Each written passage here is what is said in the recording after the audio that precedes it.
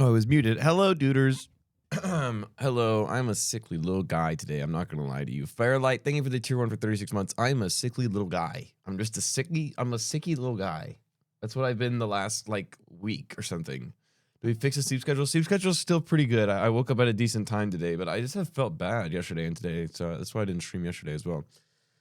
I'm trying to get all these maps to work that Switch sent me, but the new version of the Bastion practice map is like not working. I don't know if it's a me thing, like if I'm extracting it wrong or something. I'm not sure. I'm trying again right now. I told Switch to call us whenever ready, so.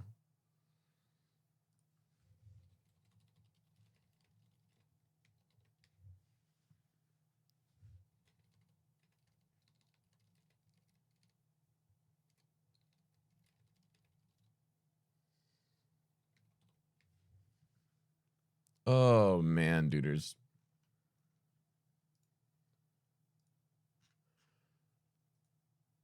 Okay, download the zip file. Nice. How are we feeling today, duders? How are you all? How we feeling? I think this version is actually just broken. I think it just doesn't work. I think I'll have to go on like the older version of it. I don't know. I'm extracting it one more time, see if it works. Not well, feeling down. You've been sick since December. Are you good, King? I don't know. I don't know what's going on with me. I guess it's like just time I go to the doctor. Also, let me please turn on music for us right now. What am I doing? You guys didn't want to just sit in silence? That's awkward. I kind of thought that we would all be down to just sit here in complete silence. I'm just kidding.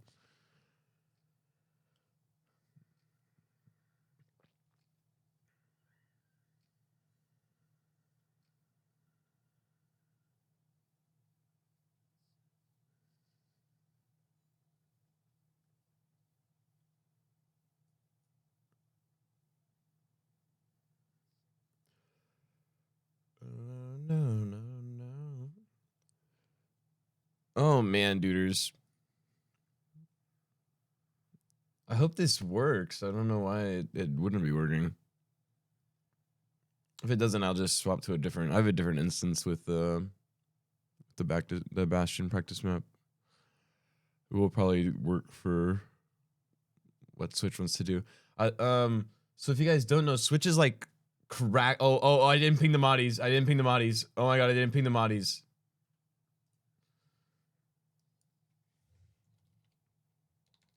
At stream mod, I did not forget. Smile.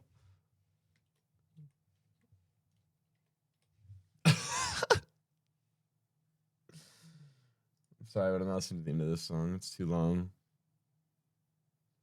If you don't, so you don't know, Switch is like giga cracked at speedrunning. Oh, nice, it did work. The new version. And Switch offered to give us a little coaching. So Switch is the GOAT, and we will definitely take it. Oh, I have to do all my settings on here again. Oh wow, this is like completely new.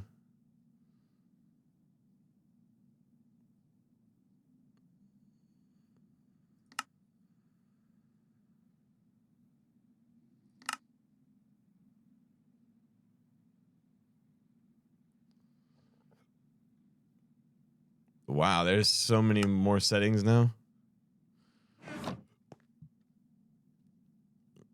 I feel like we'll just do this to like warm up.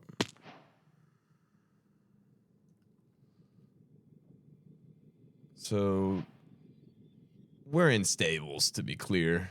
So we're in stables.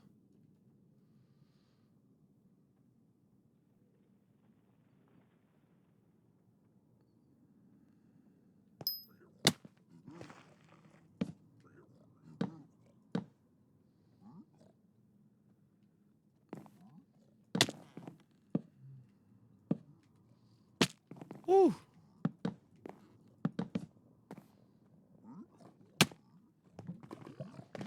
I need to turn my render up. My render's low.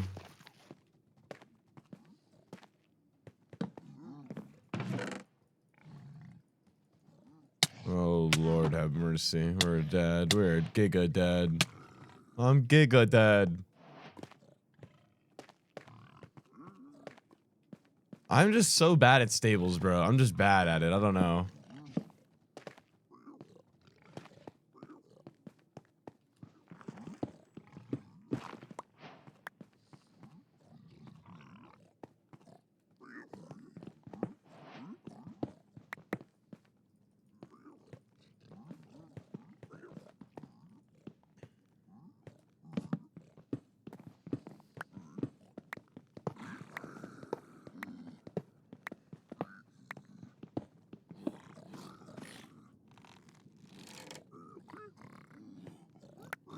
Only 2 piggies. Criminal. Oh, I think Switch is ready.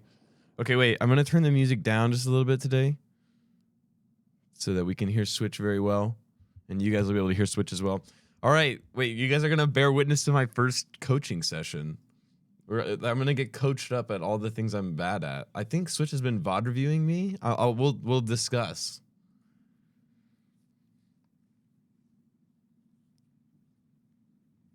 Yo.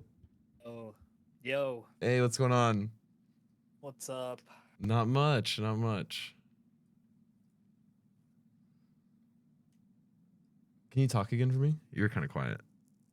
Hello? There we go. Okay, I think you're good now. Okay, cool. Cranked you up a bit. Yeah, I was just messing with my mic settings because I saw on Windows that it just turned itself down. Oh, I hate that. I Yeah, don't no, know when what I was happened. getting ready to go live, like my PC was like, you have like 5 Windows updates. Like my computer restarted like Yup. 5 times. I was so pressed this morning whenever I like was trying to go live. Yeah, I hate when that happens. Well, so can you tell me and chat a little bit about yourself as well? Like I kind of want to get to know a little more about you as well before we start. Like Okay, so hi chat. My name is Switch. I am a Minecraft speedrunner. I used to play hardcore, but I used to play hardcore in 2020 and 2021, but I shifted over to speedrunning and I've been playing since like late 2020. I've watched the meta for this game develop over the last 3 years and I've loved every bit of it. And it's been hype. It's been a lot of fun. I'm currently on the grind to beat Minecraft in under 10 minutes. And yeah, that's pretty much it. Cool. I started this game as like a super giga casual player, and if I can get this good, I think anyone can. So. Oh wow, GG. Cool. Sub 10 is crazy, bro. That's an insane goal. I hope you do it. Yeah, me too. I had a 1014 that I intentionally reset after I killed the dragon because it wasn't a sub 10, and so I was like I didn't want it. Wow, turning down So that now is now I crazy. have to get a sub 10, you know what Yeah, I you're mean? dedicated now for sure. Well, Yeah. so I don't know if you've done like a little VOD watching of me, or if you want to do that today. Like, do you want to do that together, or do you think we need to? I've done a little VOD watching. I've watched you struggle a lot with bastions, so I think honestly I can just teach you some of the basic bastion routes. Honestly, I've been seeing you playing a lot of ranked, and I don't know if you're gonna get into like any percent anytime soon. Uh-huh. But even for ranked, I think it's just good to know like all the routes and stuff. And then I can Yeah. teach you a little bit about nether terrain and how to navigate it as well. Yeah, I think Like, that'd be amazing. Also, I do think so. I know like a route for each bastion, but like mhm. they're very like I got to start at like the bottom chest and stables, or like I got to start at the top of housing, or I got to do manhunt and housing. You know what I mean? Like, Yeah. I know exactly what you mean. Because I went through the same thing when I was first learning how to route bastions. Like I'd only be right, able to start it from one specific area, and sometimes when you get to the bastion, you're not at that area, so you spend extra time trying to get there. right. Yeah, okay, So I know what you mean.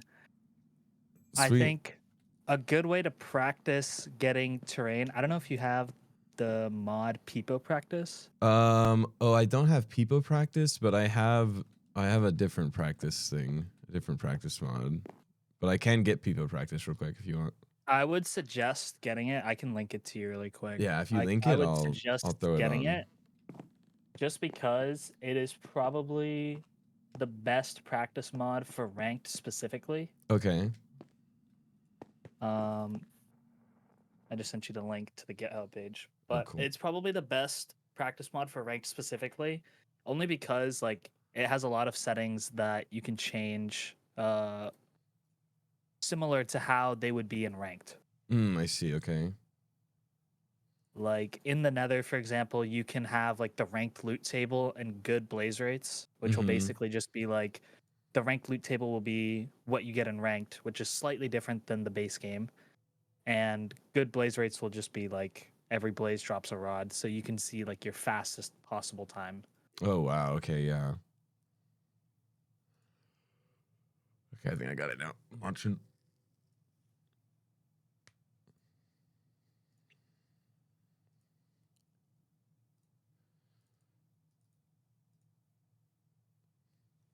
Did you see any parts where I like blinded? I didn't get to see many of them, Okay. but if you feel like that's something you want to work on, we can also do that. Well, I feel 'Cause- like I kind of want to like do it for you at some point today cuz it's something that I don't know, like I just kind of figured it out, like, you know what I mean? Like so I like maybe I'm doing it like dumb, like I don't know, like you know what I mean? Like I feel like I yeah, yeah, sometimes yeah. I throw like 3 eyes and like I get like 40% or something. Like I just don't even know why. I just Do you assume it's have an L. So do you have the OBS zoom, or are you just like I have looking at your monitor? I have a like an auto hotkey script Hmm. that like zooms it in. That does like Okay. a big zoom.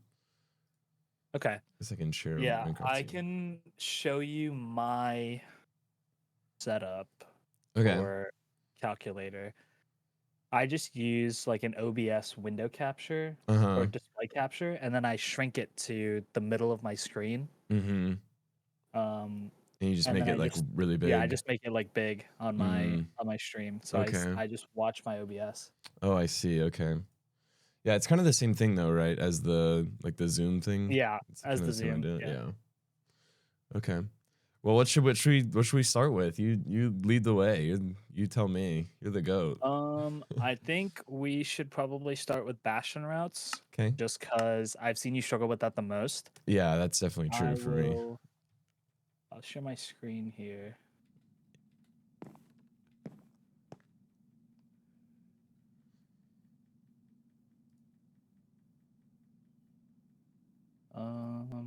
Okay, cool.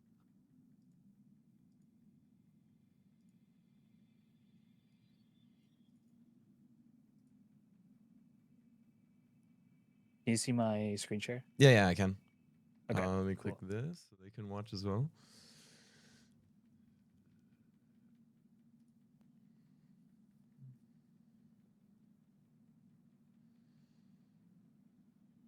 So, what Bastion would you say you're the least comfortable with? And what Um, Bastion would you say you're the most comfortable with? I would say I'm most comfortable with housing. Okay. Least comfortable is definitely stables. I hate stables. Every time it's stables, Yeah, I cry a little bit. stables is definitely really rough. I feel you on that. Okay. I bet We it's can not just start with me. stables. I can show you a bunch of stuff for this. Okay. Yeah, that would be amazing.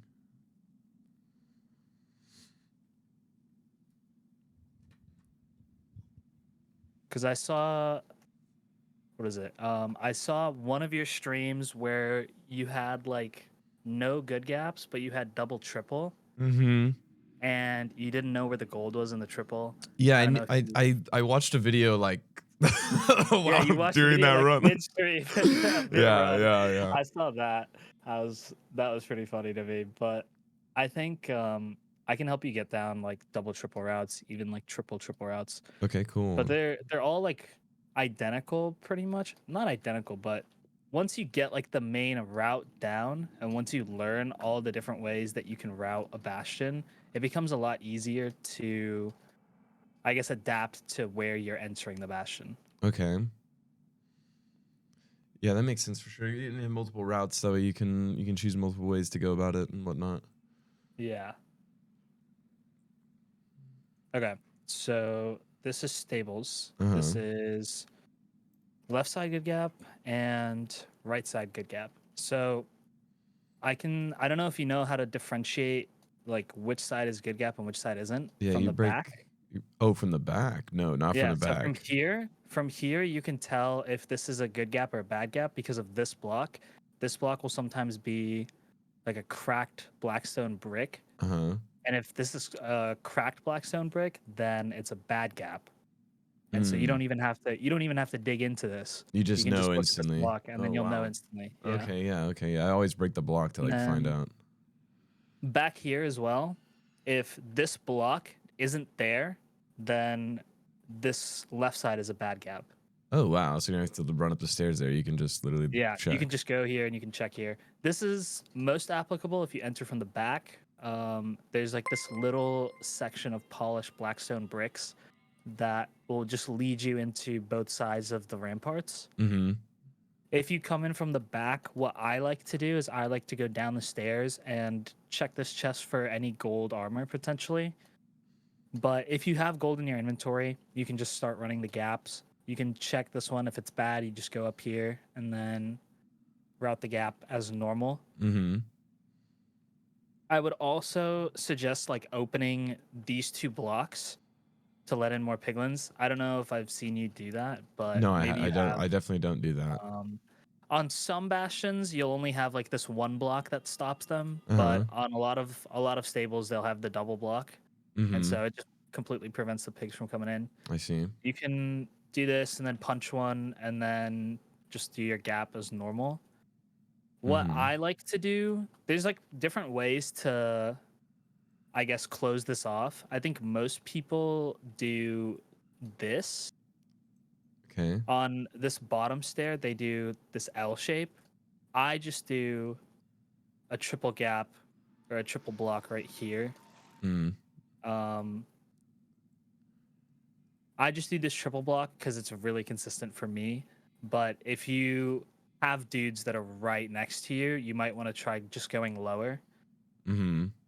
And then what I do is I place these two blocks and then these two blocks to get all the piglins from up here, and whatever piglins come down here, they'll automatically Mm. route into this hole and they won't get Okay. stuck. Yeah, see, that Um, was one thing I've been dealing with on stables. They've been just stacking right there, and then they never like go yeah, in the hole, and I die. they usually just stack right here and then they just get stuck and then Yeah, and some you weird come out and shenanigans then they just start happen. hitting you. Yep. Yeah, yeah, Yeah, yeah. precisely. So what I've seen you do is I've seen you go like this. What you Mm-hmm. can do is you can break this block and the block above it and make the jump. That way, when you break all the gold blocks, you can break this block below you and all the piglins will route in. I Uh-huh. can show you that in an actual route. I hope this is the same bastion.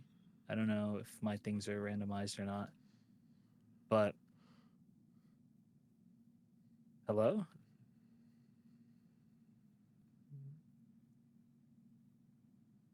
Oh, it's bugs. Oh, I'm in adventure mode. Okay. Oh. I was so confused. I couldn't place blocks. I was like, what? But yeah, your normal route would look something like this. If you have no pigs, you can either punch a pig out here or break this chest, Mm-hmm. and then you just run down here. You'll have all the piglins following you. I block these three and then those two and break this block. Yeah. And then I go up, break these 4 gold blocks. And you can also let them in and then drop down one. And you'll see that they just instantly Oh, fall into the nice. hole. Like Oh, yeah. you don't have to finagle with them. Oh, yeah. That's so nice. What I like to do is I like to place an extra block back here after I've exited this little 4 gold spot, Yeah. just because sometimes you'll get a latecomer and he'll show up and then you're just screwed. Okay. And then if there's any pigs on the outside, you can either try to get them in or usually it's just faster to kill them. Yeah, and just ignore them. Oh, I didn't know there was a gold block there. Yeah, Like on the there's diagonal. a 6th gold block here. Okay. So you have to dig 2 blocks and then it'll expose itself. Okay. And then I like to throw my gold on the outside here. Mm-hmm. Sometimes if you're not smart, like I wasn't there, you'll just get hit. But Right. and then in case you don't know, there's one block here and then there's another backup block. If you go all the way up here and break this, Oh, okay.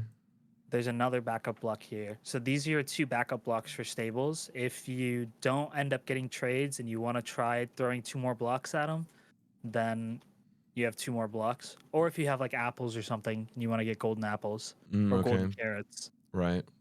then that's also like a viable area. Okay. Good to get those 2 blocks. Is it Yeah. worth just like grabbing them while they're still trading? Like, I mean, in ranked, I do that personally, but if I am getting like low obby, I may just be inclined to go up. Or if I get like a quick pearl trade and this section of the bastion's open, I will try to Pydar from this part of the bastion. yeah. Um, you know how to do Pydar, right? Yeah, I do. Yeah, yeah, yeah. Okay. So you're talking about Yeah. to find the fort, right? To find the fort, Yeah, yeah. yeah, yeah. To find the spawner, yeah. I can do that. So if you know where the spawner is before you start doing your trades, you can do a pearl hang, which Right? is just throwing a pearl, dropping your render distance, and Yeah. then doing your trades. And then when you're done, you just raise your render back up again. Insta TP, yeah. Yeah. Okay. So that is like the standard route. I think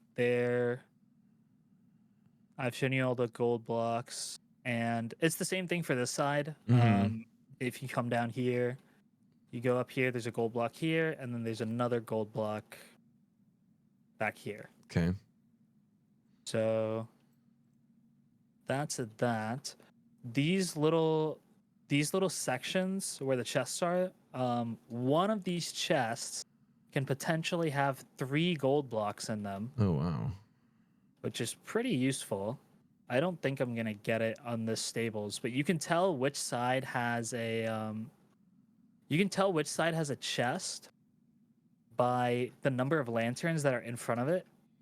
So this section right here has 2 lanterns in front of it, so it'll have a chest. Okay. And then this section also has 2 lanterns in front of it, so it'll have a chest. Oh, So if wow. you're just Okay. quickly looking around, you can see there's 2 lanterns here, so there's gonna be a chest back here. Oh, And then wow. you can Okay. go loot Wait, this yeah, this chest. is crazy tech. Oh my god, I did not know this. Yeah. I think this applies to like every single area that has 2 lanterns. If it only Okay. has one, there's like this section, it can be pretty obscure sometimes, but this also has a chest back here. Hmm. Like this lantern kinda looks like it's for this instead of for this one. Oh, I But see. most of the time you'll be able to tell pretty easily because there will just be 2 lanterns close by. Okay. What do you recommend for dealing with the pigs? Like if it's buried stables, that happened to me in a couple runs where it's like Oh it's a yeah. buried stables and there's like 5 pigs like down there. But I So have been going for like the bottom chest in mhm. stables every time because that's just how I know how to like route it. I think if you know it's like buried stables and you're entering from this side, for example, Mm-hmm. like say that there's terrain here and then the rest of this bastion's buried, you can like hug this wall and look at this, like dig a couple blocks here if Yeah. this part is like underground to see what kind of rampart this side is. You can do the same for the other side. If you're entering from the other side, you just dig a little bit and then um see which side or what rampart it is. So if you get these stairs, it's this triple rampart.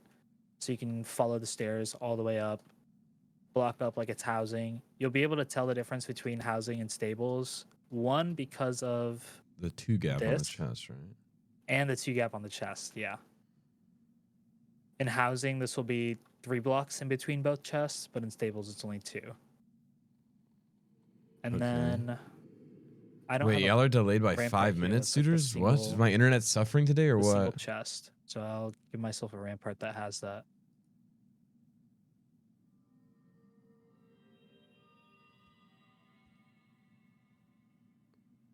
Cool. So this is a stables that has pretty much every configuration. It has a good gap and a bad gap. This bad gap, like I mentioned previously, is identifiable by the cracked blackstone. And then what I like to do on most stables is just like Wait, I'm sorry, dude. I don't know why it's lagging. I think my I like internet's just to, if suffering. it's exposed, I Wait, like to come up here and classic. grab this chest. This chest usually has gold pieces in it, but if it doesn't, there's a way to get the other chest from down here. Mm-hmm. So if you go back here and to the right, you'll see this lantern. And if you stand to the left of this lantern this way and dig up, you'll end up right underneath this chest, Oh, which is really wow. useful. It's really useful if the bastion's buried. And Okay. this applies to whatever side this is on. So if this is on the left side or the right side, it's the exact same. Right. You just run past that chest all the way in the back corner, dig straight up by Yep. that lantern. Okay. Straight up back right corner up to the chest. My Yeah. internet is dying apparently, by the way. So Yeah. stream is like so far behind us right now, apparently. Uh, But that's fine. I'm not sure why it's being stupid today. I think it might be like the Discord stream and the actual Yeah, I like don't know. The OBS is like not freaking out. Like it's not saying I dropped frames, but it keeps really? flashing that the encoder's overloaded. I don't know. It's just freaking out for some reason. Oh wait, are you on unlimited FPS? Maybe I'm not sure. No, I'm at 120. Oh really? Yeah, Wow. Um, I don't know. Because usually like an encoder overload is just like your GPU is getting overloaded. yeah. I don't know. It's being dumb. It doesn't usually overload either. I don't know. I play Minecraft all the time. Oh, maybe it's because I'm also screen sharing. Oh yeah, maybe. I ended it. Ugh, I don't know. They're just gonna have to deal, I guess. Sorry, duders. Enjoy the slideshow. Apparently, I can't fix it. I don't. I think it's just the internet. I don't know. Unlucky. It happens. Maybe it'll get stable. Hopefully it does get a little more stable. Yeah, I hope so. For real. But yeah, this side, you can tell that it's the single chest just because of this opening. Right. You can go through here. If this shows up in the middle, what I like to do is I like to go back and break the chest if I already have like gold pieces or gold armor on me. If not, then there's usually going to be pigs here. You can just punch them and then make your way down. Right. Usually the safe play is to open this up and then punch a pig if you can, Right. but I know sometimes that's just not possible. So you can always block yourself in and then break the blocks and then And then open let these them two. out. Yeah. Yeah. Um, but yeah, I think I could show you the triple route really quick Oh as yeah, well. that would be awesome. So this is the triple route if you have two triples together, like Mm-hmm. either the middle and the right one or the middle and the left one. What you want to do is you want to go to the section that that joins these two ramparts. So you don't want to start the route down here. You want to Right. start the route on the other side. Okay. So whichever rampart is on the far right side, that's the one you want to go into first. Usually you'll have pigs chasing you. You might want to block them off. Right. And then up here, they might have a chance to fall down. So I like to block this off as well. But what you'll do is you'll open up this section right here. And this will either show up in one of two spots. It'll either show up here or it'll show up here. If it's here, you just have to block these two blocks off so that they actually have So a path. they can path. Yeah. Yeah. And then what you'll do is you'll break these two blocks and then dig 2 blocks down here. This is going to be your trading hole. Okay. Then you can break this block and this block directly above it. And then if you start mining gold blocks, I accidentally left this block here, but I would also break this block on the way back. Right. Then you can do this, dig a block down again, and then these guys will manage to path their way in. Oh, I see. Sometimes they get stuck, but you can just throw gold and then it'll Right. fix itself. And then you just get to walk all the way over to the other side. I like to block this off so that no piglins come from down there. Mm-hmm. But a lot of people block this off like this. Mm-hmm. just so that any piglins that come from down here maybe won't be able to attack you either. Okay. Um, but yeah, that is not what I wanted to do. But yeah, with your 4 more blocks, you just come back to this hole and then you keep trading. Right. Um, if you have a lot of piglins up top, which will be especially likely in a buried stables, Mm-hmm. you can manage to get a lot of them in here. But if you go into survival and then you like hop around a little bit, some of them will fall down here, and it's pretty hard to get these guys into the piglin hole. Right. So sometimes it's just RNG. It's a lot easier on buried stables because these blocks will be filled in, so they'll just automatically path this way. Right. Over to you. But yeah, you really only run into this problem in like exposed stables. Okay. But yeah, that's the double triple route. Then you can check your trades down here. This route is kind of a high roll route, is what we like to call it, just because instead of trading the usual 12 gold blocks or like 9 to 12 gold blocks, you're only trading 8. Right. So in the meantime, while they're continuing to trade, you can come up here and loot the chest and see if you get any extra gold blocks. Right. If you do, you can go back down and trade them. Otherwise, you're kind of out of luck. Right. You're just hoping that you hit your trades, right? Yeah. Most of the time, the reason why people do double triple is because in these chests, since you have like a double chest and 2 double chests and 2 single chests, you have like a much higher chance to just get a ton of obby. Right. Like I think I got like 3, maybe 4 obby from trades, but then I got another 27 out of the like 28 or 27 out of the chest. Right. You got so much So just for free, yeah, basically. pretty much all you're looking for here is pearls, string, and then fire res. Mm-hmm. And then you're hoping that you get your obby out of the chest. That's Right. like ideal. Obviously, sometimes you can get just all 10 obby from your trades, or you can just get screwed over. Yeah. Which I don't think really happens in ranked because all the trades are like the same. Right. But Right. Everybody gets the same trades every time, right? yeah, and you're kind of there's actually a ranked specific tip that if you don't find a chest with at least 5 obby, like you're guaranteed to have one chest with at least 5 obby in it. Oh, okay. I did I not think know it's that. either 4 or 5 obby. So you can literally just like if Just you have hit 15 every obby, chest, like. yeah, if you have 15 obby, like you force every single chest so you get 20 obby. Okay. Like that is just the correct play. Okay. Yeah. That's some good tech to know. But yeah, you're only guaranteed one of these chests, and it will always have more than 5 obsidian, or 5 obsidian or more, I should say. Okay. But yeah, that's pretty much the double triple route. You can start it from anywhere. Mm-hmm.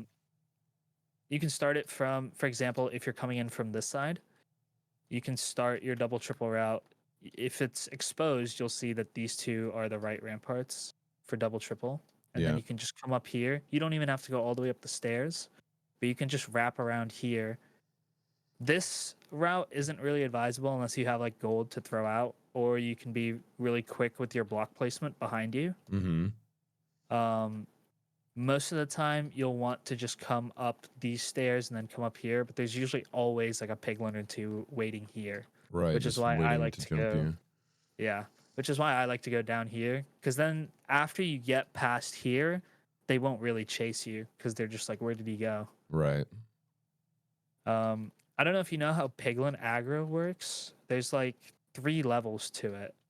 Right. There's So, like like when you punch them, it's different than when you open a chest or yeah, whatever. yeah. When you punch them is different to when you break a chest. And then when you look at them with no armor is different to like both of those.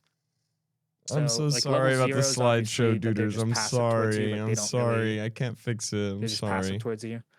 Level 1 is that they see you with no gold armor. Like they'll Mm-hmm. be aggressive towards you until they lose sight of you for like a second or so. Mm-hmm. So it's really easy to like, Oh, just get these dodge guys to them. just not look at Oh, you. I didn't Yeah. know that when you were armorless, it was that easy to drop their Yeah. aggro. Like you can just hide from them for a couple seconds and then Okay. you'll be fine. If you break a chest, that sends them into level 2 aggro, which means that they'll be able to pretty much just track you through the wall, and they'll try to pathfind to you through walls and stuff. Mm-hmm. Um, but I think it lasts a little shorter than if you punch them. If you punch them on hard, that's when they will be really, really aggressive towards tracking you, and they'll be willing to take more fall damage. Right. That's why you'll see people switch to hard in housing, because if they don't, then the piglins at the very top where the backup blocks are, They won't come. they won't fall down. Right. So you can do the same thing here if you have a lot of piglins on the top. Sometimes there will be piglins here if this gap doesn't exist, that'll just stand here. If you set your difficulty to hard, they'll be willing to fall down and take this hit and then come down here. Right. Okay. So that is pretty much stables. I can try to show you on Peepo practice if I can get. Oh, I can just set the Bastion type. Wait, that's actually sick. Because this.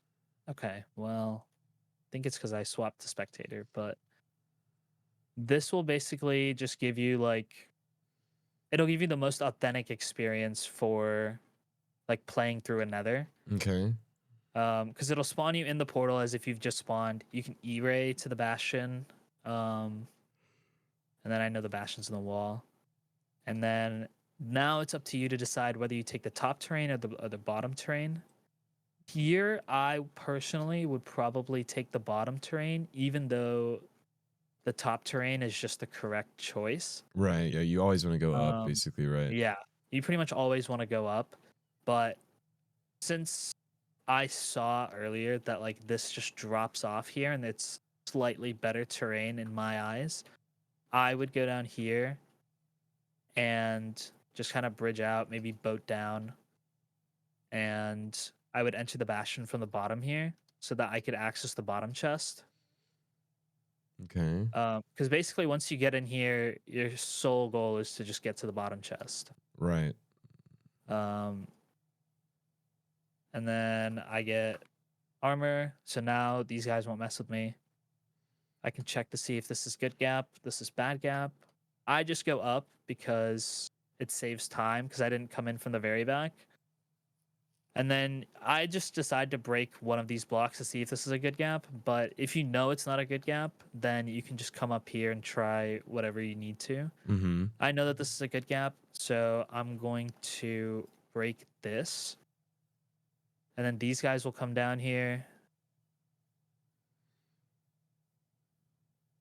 And I'll block them off. I don't know if they're going to come all the way down here because of the zombie piglin, which is just kind of RNG. Like Right. if he's there, it's just unlucky. But if not, you'll usually get a lot more pigs.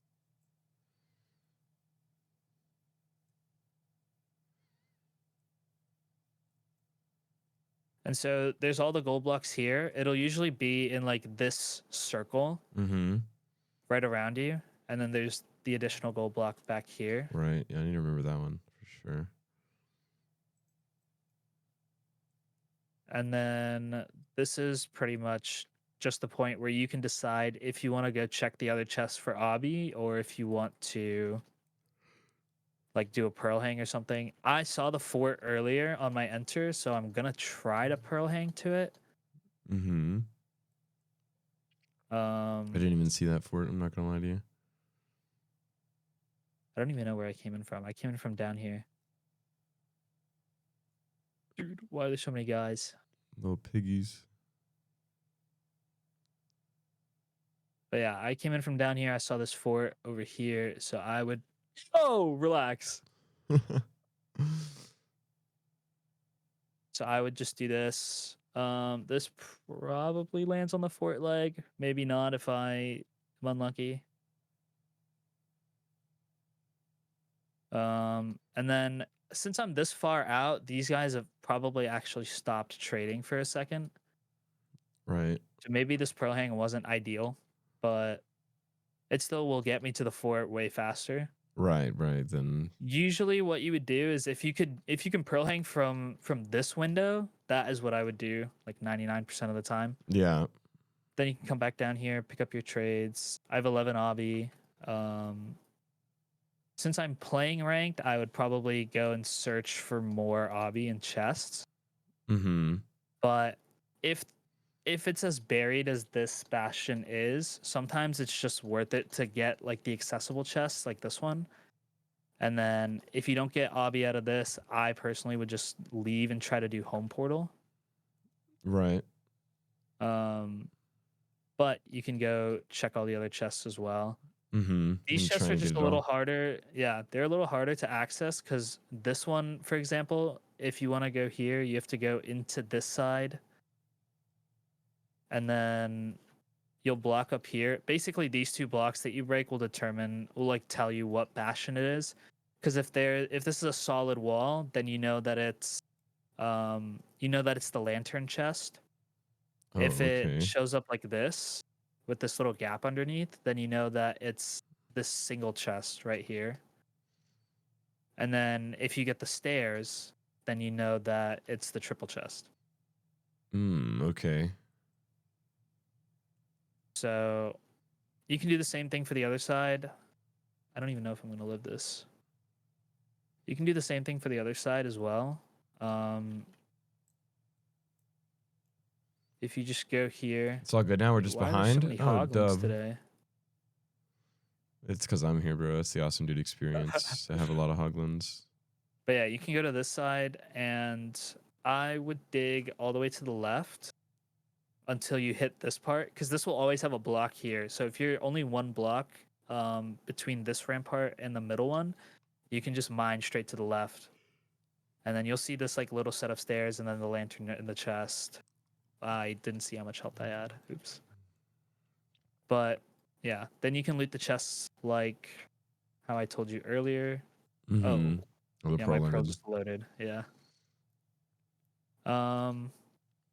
Then you can loot the chest. Yo, relax. I have armor. You can loot this chest, and since it's buried, I would just do this like underground chest route for Right. For this. that lantern chest back here. Yeah. And then if I didn't unload my pearl, as soon as I got this chest, I would just unload the pearl. Right. Obviously, splash a fire res before you do that, but Yeah, I did die to I lost like 2 or 3 runs in ranked to I jumped on soul sand next to lava and burned to death. I was like yep, actually on giga tilt from it. that does happen. Yeah. I think if you went up, maybe you would have seen the fort from here. I don't know. But if you come up, because there's another way to do this by coming this way. Yo, relax.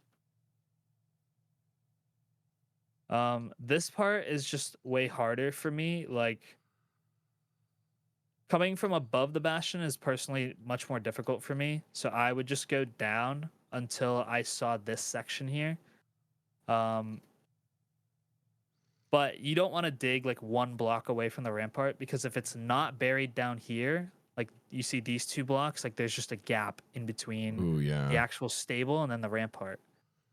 So I would dig like 2 or 3 blocks behind this so that you'll land on the rampart, and then you can just dig out underneath. Okay, yeah. But you can do that for both sides as well if you're coming in from the top. If you see this top chest opening, you don't have to try to like find your way down. You can just dig right underneath the chest as well. I think this side is this. So it's like if you come in from this area, you can just dig underneath the chest and then dig one here. I see. And you'll And be dig down straight down into to, it. Ooh, wow. yeah. Okay. Yeah, I need If to. you know that the terrain is like really, really bad to get it to the front, you can just do that as well. Okay, yeah. Yeah, that's good. But yeah, Stables has had a lot of optimizations that make it like much more bearable than it was when we first found out about Bastions. Right, right. Because stables used to be like a reset, right? People would just reset stables. Yeah, people used to just reset Stables because people thought it was really, really slow, but that was before we really optimized like the double triple route. Right. Like Yeah, so is it ever I worth think just going for the double triple instantly instead of going for the like even if you have a good gap, is it sometimes worth just going for the if you start from the top and you know that it's double triple, sometimes yes. In ranked, it can be a little bit risky just because you're not guaranteed all of your trades from the 8 gold blocks all the time. yeah. Um, so yeah, I think personally, it's just whatever is easiest to route. Because if you show up on the top and the terrain is like horrible everywhere else, but the top is fine, you can just do double triple and then be out of the bastion way faster than your opponent. Mm. But you might have to do home portal Right, because you might to not get make up 20 for it. obby, yeah. Yeah. Yeah. If you do end up getting 20 obby, then obviously you're just like minutes faster than your opponent. Right. And at that point, it's a free win as long as you don't make any mistakes. Right. So a lot of the times, especially in your elo, like the bastion will pretty much be like where people win and where people lose. Because you'll see a lot of people forfeit if they die in the bastion. You'll see a lot of people Right. forfeit if they don't know where the bastion is and the other person's in the bastion, or if they're in the fort, stuff like that. Yeah, So no, I've definitely seen that where like some runs it feels like I'm just like cooking and like they end up forfeiting because they got to the like bastion way later and then died like navving to the like fort and stuff like that. yeah. I would say in your elo, every single game is winnable. Like no Okay. matter how far behind you are, every single game is winnable. Even if I like die? Even if you die, yeah. Oh, okay. Every single game is winnable. Just because at your elo, the people that are playing are not as mechanically skilled, even if they have the game knowledge. Mm-hmm. Or they may be mechanically skilled but not have the game knowledge. Okay. It's usually one of the two people that are like sub 1k elo. So you're basically like, as long as you can outlast them in terms of like just persevering and having that mentality, you will see like a huge spike in your win rate. Okay. So I should not be forfeiting. I'm with you now. Yeah. Okay. Even I as soon as do you get into I high elo do games as some well. classic insta forfeits whenever I die to Honestly, sometimes it is just better to forfeit and then go next to save your mental. Right. But most of the time, Like if you especially in burn your sub stuff in 1k lava elo. or something, like probably Yeah, getting yeah. out, right? Like it's not worth. But Yeah. yeah, there was a one run that I did that I like died right next to home portal, so I just like respawned and jumped straight back in or whatever. So that, Yeah, exactly. right. Like even if you die like relatively close, I think you should definitely go back to try and get your stuff. Okay. Or even resetting the seed, honestly. Like I've had some games in my elo where I've died, I've like completely died, like fell in lava or just lost important items, reset the seed fully, and then made it back and ended up winning the game. Oh wow. Yeah. So if you have that mentality and you think that you can bring it back, then absolutely you should go for it. Okay. Um, but yeah, that's pretty much everything about stables. If you want to try running some out, then I would say go for it because it's a lot of information. Yeah. So It definitely is. It's one of those things where I don't know. I feel like I might have to like watch and like rewatch and grind like to yeah, for actually get it sure. like down for sure. I don't know if like I feel like if I was to do it right now, it'd just be like beating against the wall. I don't Yeah, no, know. it makes sense. It makes sense. Um. Yeah, I definitely watch. I know Dugile has a bunch of VODs Okay. on his channel that are literally just really good runs.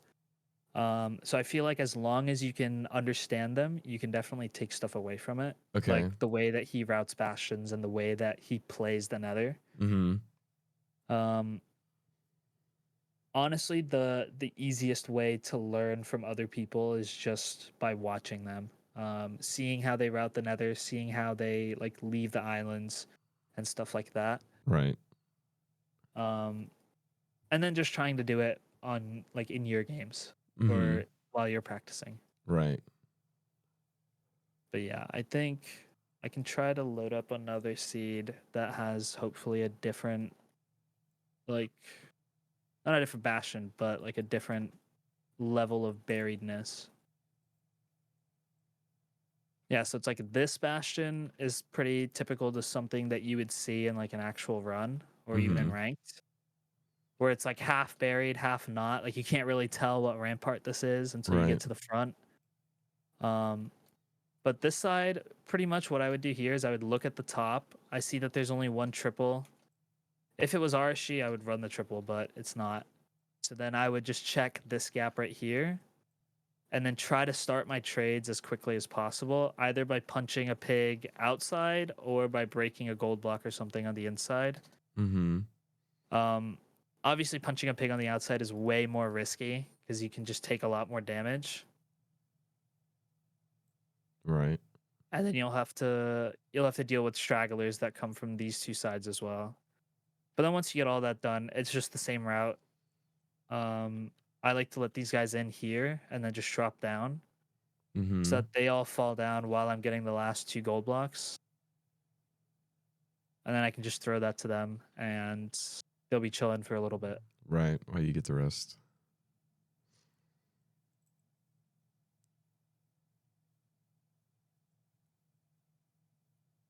But yeah, this part where you pick up your stuff, you get to see like what trades you've gotten, like first couple trades. This would obviously like while you're moving around and stuff would be your opportunity to heal and eat up. Right. If you want to grab these two backup blocks, sometimes these blocks won't be here. It'll be replaced with the cracked blackstone bricks instead. Right. Because I think they have the same spawn chance as all of the other blocks. Like these four aren't guaranteed to spawn. Right. Neither are these six. So Yeah, that's the thing about stables, right? It could be like Giga low roll and have 0 yeah, gold blocks in it. stables is I think the only bastion that can have 0 gold blocks. Mm. So I have a ton of string, but I have no obby. So at this point, I would just go up and start looting chests. Like I know that this rampart's a triple, so I would just loot this triple.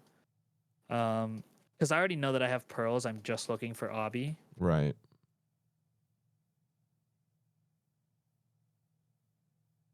Yo, relax. And now I have my obby, and I would also check this just because it's like on the way out and it's accessible. Mm-hmm. And yeah, if I got like less than if I got like 15 or 16, I probably would have just left and done a home portal. But since I have 19, Yeah, check I'm this just gonna chest. check this. And then this is the rest of my stuff. And honestly, you can just leave out the top here because this part is already. Oh wait, no, never mind. I thought this part was exposed, but it's not. Yeah, this side's buried kind of. Yeah. And then you're pretty much out. Like that's like a full stables route. Like getting all the chests and everything, or getting most of the chests, getting backup blocks and all that. It is a little bit slower than like your usual route, Mm-hmm. but it guarantees you pretty much all the gold you can get and everything that you need. Okay. Which once you start getting into higher elo games and faster paced games, you can start to decide to high roll a little bit more, or you can play it safe and just hope that you get all of the stuff. Mm-hmm. Because sometimes what people do in higher elo games is they like to try and high roll. Like if this was double triple, some runners would have gone for the double triple and just hoped to get all the obby out of here and then get pearl trades. Mm. In this case, it would have worked because if these two chests had the same exact loot in the triple, then you would have gotten all of your obby in this rampart. You would have gotten pearls in your trades, and then you can leave like a minute, or you can leave like upwards of a minute faster than your opponent. Mm. And that's just time that they will likely not make back. Right. There's no like way for them to save that time ever in their run. Yeah. Because like you Like have same unless you blaze rates, die or right? make a So mistake. Yeah. And blaze rates are the exact same for both players. So right. that's pretty much it. What I like to do, it's hard for me to do this in stables. I still struggle with this personally. But what I like to do is if I'm doing a gap, I like to come up here and check my PIDAR here, Yeah. like at this chunk border. I would drop my render distance while I'm walking up the stairs and then raise it to see where it is. So I know that it's 11 chunks away. Step in these 2 chunks. It's not there. So it's this way. Mm-hmm. And then you check the rest of your chests. And then as soon as you know where to go, you can either, if this terrain is exposed, you can either hang a pearl. This terrain is kind of bad, so I just wouldn't do that here. Or you can just start making your way over as soon as your trades are done. Mm. But the thing about terrain management is I'm still learning it, but I think I've gotten a pretty good grasp of it. You almost always want to stay up. Right. Like as soon as you start going down, unless you know, oh, this was like the worst pearl throw ever. I just don't have I just don't have fire res. But unless you know that like the bastion or the fort is down here, like if you think if this terrain didn't exist and this was the only thing that was here, I would probably pearl down here just because it's a straight shot to the fort. Right. You know, like it's not worth it for me to go all the way up here just to get down to the Just to go fort. down again. Yeah. Yeah. So it's like learning to manage your terrain is really, really important. And it's something that can be quite difficult, even for people that have like played Minecraft for a long time, Right. just because you're usually never thinking about it like that. Right. Right. That's never really been So, the goal in the game to do that kind of thing. yeah. But that is stables.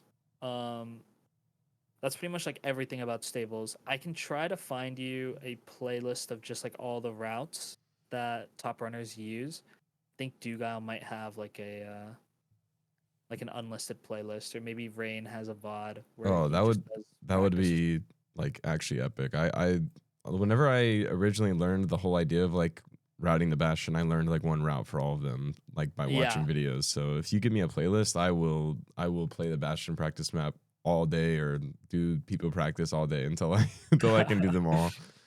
no, yeah, it's definitely like super hype when people just drop playlists. I don't know if I have one on me at the moment, but look for look for like good bastion routes and see Okay. if I can find like YouTube clips or Twitch clips of them. Oh, that would be amazing. Thank you. That would be epic. Another Um, thing that I really struggle with, this is kind of a random jump, but I really struggle with stronghold nav. My stronghold nav is like so giga mid, it's like actually insane. And I feel like that's one point where like I could just hard lose like every game that yeah, I play when I get into the like even if I spy, like now I can't find the like portal, you know the what I portal mean? room. Yeah. Do you know what preemptive navigation is? I know what it is, but I can't execute it. And when I tried to like figure it out, it like it's so confusing. They're like everyone's is different or something. Like all the like everyone's PC is different or something. I don't know. They have to like yada yada go through. I don't know. Yeah, Like everyone's PC is a little bit different. I'll see if I can find Draconic sent me a map that helps you determine your numbers for I actually think I downloaded that at some point. But let me express something to you. I have zero clue how it works. Like No, yeah, I that's downloaded fair. it, but I had Let me no idea how to like actually let me use see if it. I Like have it. If I have it, I'll show you how it works. okay. I don't know if I have it on this instance. Okay, yeah, I do.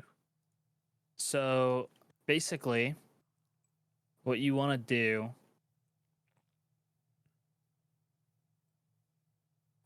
do, is you want to stand on this blue line and you want to set the weather to be clear. I don't know why, but thunder sometimes messes it up. Only on Oh, this map though, oh, okay. which is really weird. But you want to set your difficulty to easy and then drop your FOV to 30 and then make sure your I don't actually remember where this is. I think you have to be on 8 render distance, 50 entity distance, just like you would in the stronghold. And then you go to your pie chart, and basically whatever spike you get here, like this pie chart for me, Mm-hmm. this is my baseline number. So I would look at the orange spike, the block entity spike, and Mm-hmm. see that it's like around 16 and a half. And I would look at unspecified and see that it's around 29 to 30.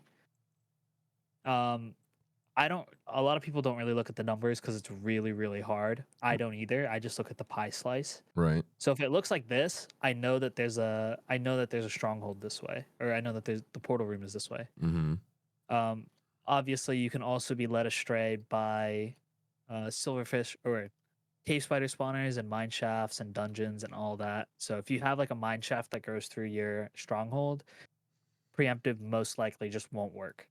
Okay. But yeah, then you want to go over to the right one, and you also want to see your pie chart with the same settings: FOV 30, 8 render distance, 50 entity distance. And this is pretty much your clean spike. So if you have 0 entities and it's a straight shot to the portal room, this is what your spike will look like, or this is what my spike looks like. Yours will obviously look a little different. Right. This is basically just another indication of like a very high chance of a portal room. And then this third side, this far left side, this side is basically your entity spike. So what I do is I would look at this. This is also another potential portal room spike. But what you can do is sometimes you'll have entities that show up, like mobs that spawn in your stronghold. So what I like to do is I like to spawn a skeleton and then look at my pie chart again. But this time you'll see that my E counter is 1 because there's a skeleton just sitting right here. Okay. So this spike is also like a potential portal room spike, Oh, okay. Wow. but it only applies when your E count is 1. Right. And then I would do the same thing for 2 entities, just spawn another skeleton, run all the way back to the line, and look at it again. Refresh the pie chart. This is pretty similar to what my spike was with that spawner, Mm-hmm. but I have 2 entities. So I would do this till like 4 entities, because sometimes under like oceans you can get up to 4 entities, Okay. especially if you're digging down. Preemptive kind of sucks when you're digging down just because it spawns a lot more mobs, and that's not really ideal because it generates more noise on your pie chart. Right. Um, but yeah, these are your baseline numbers. I would suggest at least like looking at the pie chart shape, and then going into real strongholds either through Peepo practice or generating a new world. Okay. And there's a command that you can run. Let me see if I can find it really quick. Um,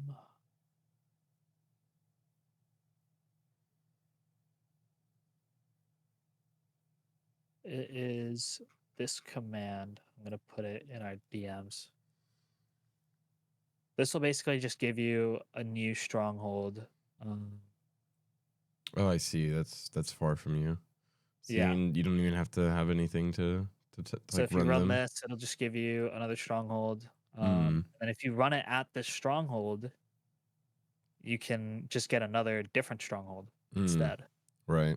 So what I would do is if on a map like this, I would go to 4-4 in the chunk and then just dig down, or like 5-4, 3-4, it doesn't really matter. As long as you Okay. hit the starter staircase.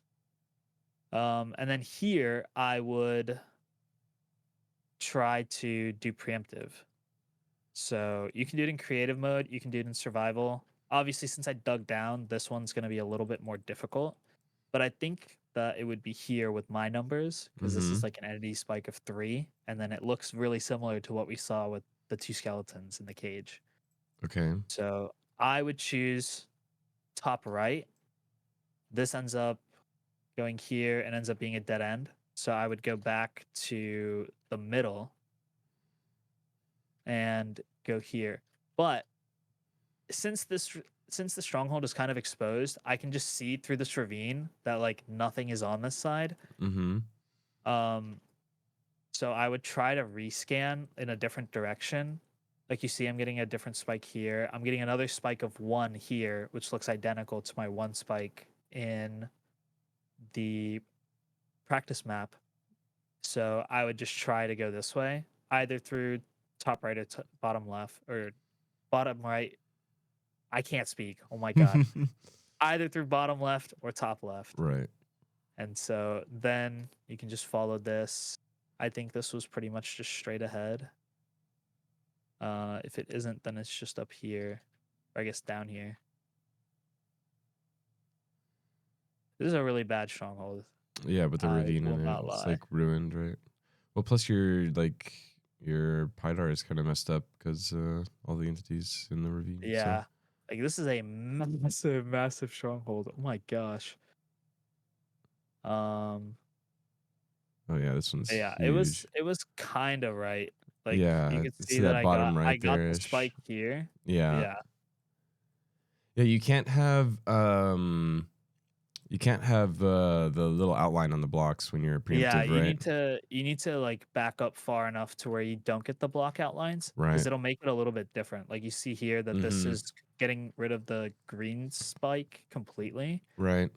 But like if I move here, then the green spike is much more exposed. Like you'll see as I show the block outline, the pie chart just changes so radically. Right. Okay. But yeah, it's pretty much like you kind of have to triangulate the portal room based on your spikes. So Mm-hmm. it's like here I see that it's like a pretty similar spike to my right side on the practice map. Mm-hmm. Um and then if I move over a little bit, it's pretty similar to the left side with 2 entities. So then I know that it's just like in this general direction. Right. So I would try to go mid and just go this way. Staircase down. This stronghold is really, really massive, and it doesn't work as easily on The other big ones. strongholds. Right. But yeah, Okay. I would. This is what I did for practice. This will just teleport you at 8-8 in the chunk. And so, whatever Y level you spawn at, you can just look and see like towards negative Z, towards negative X, and just punch out blocks until you get to 4-4. Mm-hmm. And then depending on where you are, if you're at like Y21 or Y30, you can just dig up or down until you hit the starter staircase. Okay. And then you just repeat the process. Right. I would suggest being in survival mode doing this just because it makes it so that your reach is like 1 less. So it's a little easier. Yeah. So it's a little easier to do. Here, I would just go in a circle. I see that I have like a kind of good spike this way, but then if I go here, this is my baseline spike. So I just know that it's in this general area. Okay. At this point, it's up to you to decide whether you want to go top left or you want to go mid. Mm-hmm. I went top left first because if this goes straight this way, then you know it's It's fine. free, But right? since it Yeah. yeah, but since it curves here, I would just back up and go mid. And go further down. And then it could be behind this wall. I think it probably is.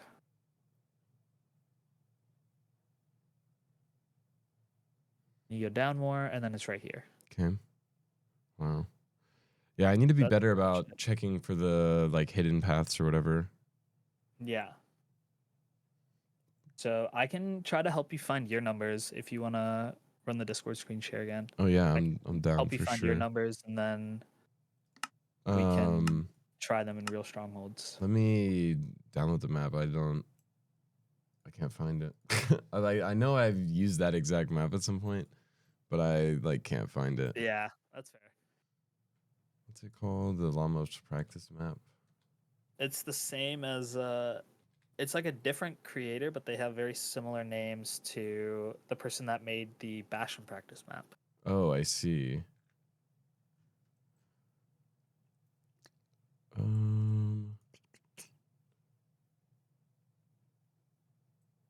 Oh, I have it actually. this into a new instance.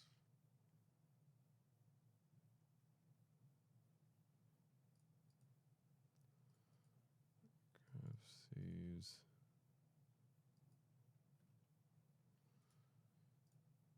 Sorry, make sure I have to get right now. No, you're good. No worries.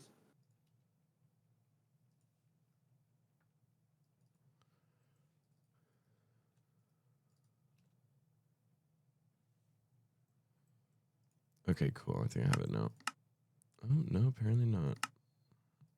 Hello? Sometimes if you search for it, it won't show up. So sometimes you just have to like look for it. It'll usually be at the bottom of your world list, I or made you might just have I to made like a search new for it. instance. It only has like 3 worlds, but this one's not showing up for some reason. Did you restart the instance? Oh no, I didn't. Yeah, sometimes I don't know. Sometimes it happens. I would try just Let deleting the me world and restart it. then Yeah, I'm gonna putting delete it it back in. and yeah, Yeah. do it again.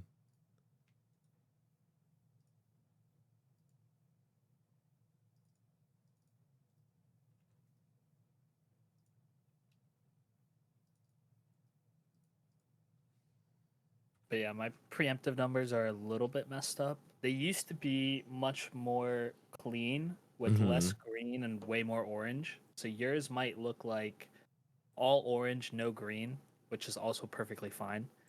Um, or yours might be the only issue is if Oh, it you still didn't don't show up. have like consistent spikes, Okay. which is like a hardware dependent thing. And so if you just don't have spikes or if you don't have consistent spikes, it's kind of just unlucky, gonna be honest. Mm-hmm. It really sucks, but for some people preemptive just doesn't work on their PC. Okay, I'm Um, just launching a different instance that has the world. I don't know. It's being like dumb. okay. Yeah, it doesn't really matter what instance you launch it on as long as all of your settings are the same across whatever instances you practice on Yeah, in the yeah, main. yeah. I use what's it called? Standard settings or whatever. Hmm. I have that on everything. Oh wait, it's not on this world on this instance either, bro. I'm losing my mind right now. It's definitely in the world file though. I'm going crazy. Um, Hold on, let me try and add it like a different way. Maybe it's just being weird. I can send you mine to see if that works. Yeah, honestly, maybe I should. Let me grab it real quick. Thank you, thank you. I'm trying to import it one more time.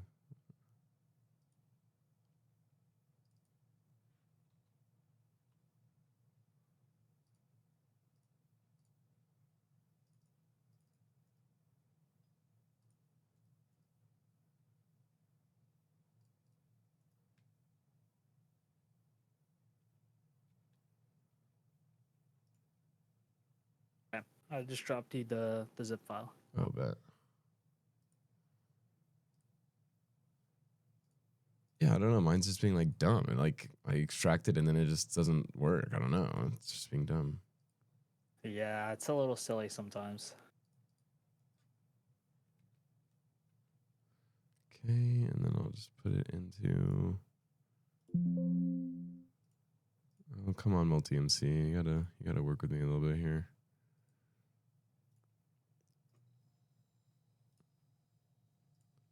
Minecraft folder saves. Just put yours in there and see what it does. Let's see if it shows up now.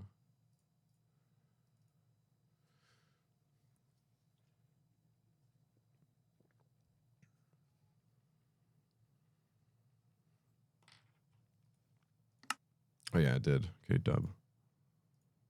Nice. All right. You mentioned sharing your screen. Yeah, I will. It's not showing up on stream, bro. Everything. My computer is misbehaving today, bro. It's pissing me off. Okay, I know the share feeling. this. Go. Okay, Okay, cool. cool. Oh, wait, sorry, let me turn it down.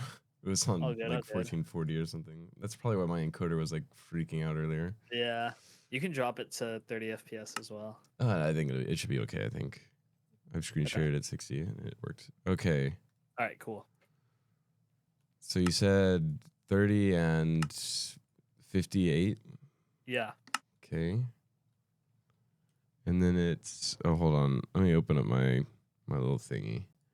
I have a thing that, I don't know what you call it. Like, I have a window capture that like just Oh, it just captures my, magnifies your pie yeah, chart. yeah. Well, Yeah, yeah, I yeah. play on a 4K monitor, so like, bro, I Oh yeah, cannot like debug read stuff that. is so small on a 4K Yeah, monitor. like, bro, there needs to be a mod made ASAP to like change the size of that. Like, actually, Yeah. okay. It's on the other pie Oh, chart. yeah, no, it's on Yeah. Game Renderer, right?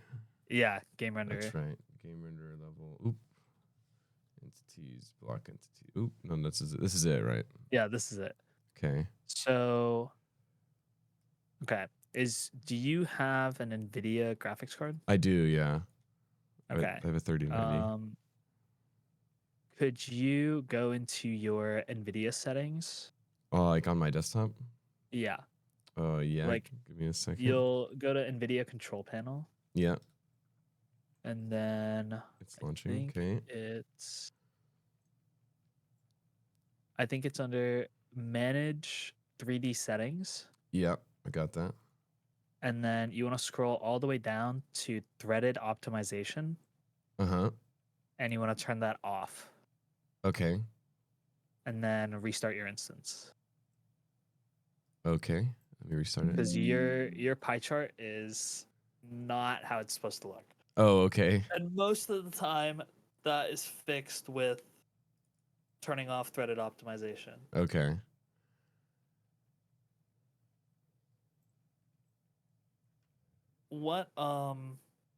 What Java version are you using? Are you just Um, using like the default? I probably have like 10 Java versions installed. I have Java 8 and Java 17. Which one's this using? I can check real quick, actually. I guess I can check what the instance is using. This instance is running. Oh, wait, actually, where is it? I know it's in here somewhere. Like the Java In install. multi-MC, it's in edit instance, and Uh-huh. then you should find, I think, settings. Yeah, hold on, it's not there. I hit edit instance on my multi-MC, and now it's not responding. Classic. Let's see, version loader. I know it's in here somewhere. I don't see settings for some reason. Like there is no settings. I feel like there should be though. Like I feel like there Oh, is usually. it's because you're Oh, it's because I'm running your running it. Yeah, that's yeah. why. I was like, what the But you'll see hell? settings, and then it'll be the first line. It'll say Oh Java yeah, yeah. instance. I'm using Java 17. Okay, cool.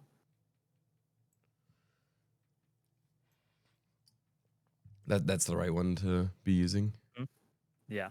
I am also using an app to like make my game borderless. By the way, I don't know if that's gonna affect the I don't think that thing, but affects anything. okay. However, I will say that there is like confirmed mouse delay on borderless compared to full screen. Oh wow. Okay. Yeah, like I used to be a borderless gamer until I found that out, and then I swapped to full screen, and it's like a noticeable difference. Oh wow. Okay.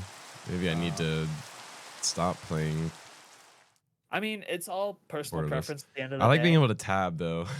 Yeah, that's fair. I'm addicted to being able to It's all tab. personal preference at the end of the day. So Mm-hmm. whatever works for you is will make it work. Interesting mouse delay. I never knew that. It's like very very subtle, but as you start getting faster and faster, it becomes much more noticeable. Okay. Because I definitely did not notice it before I got a sub 20. Okay. Yeah, I will watch out for it and see if I notice it. If I notice it, I will definitely swap to full screen immediately. The first time I notice it. So I just stand on this blue line and then look at it here, and this is my pie. Yeah.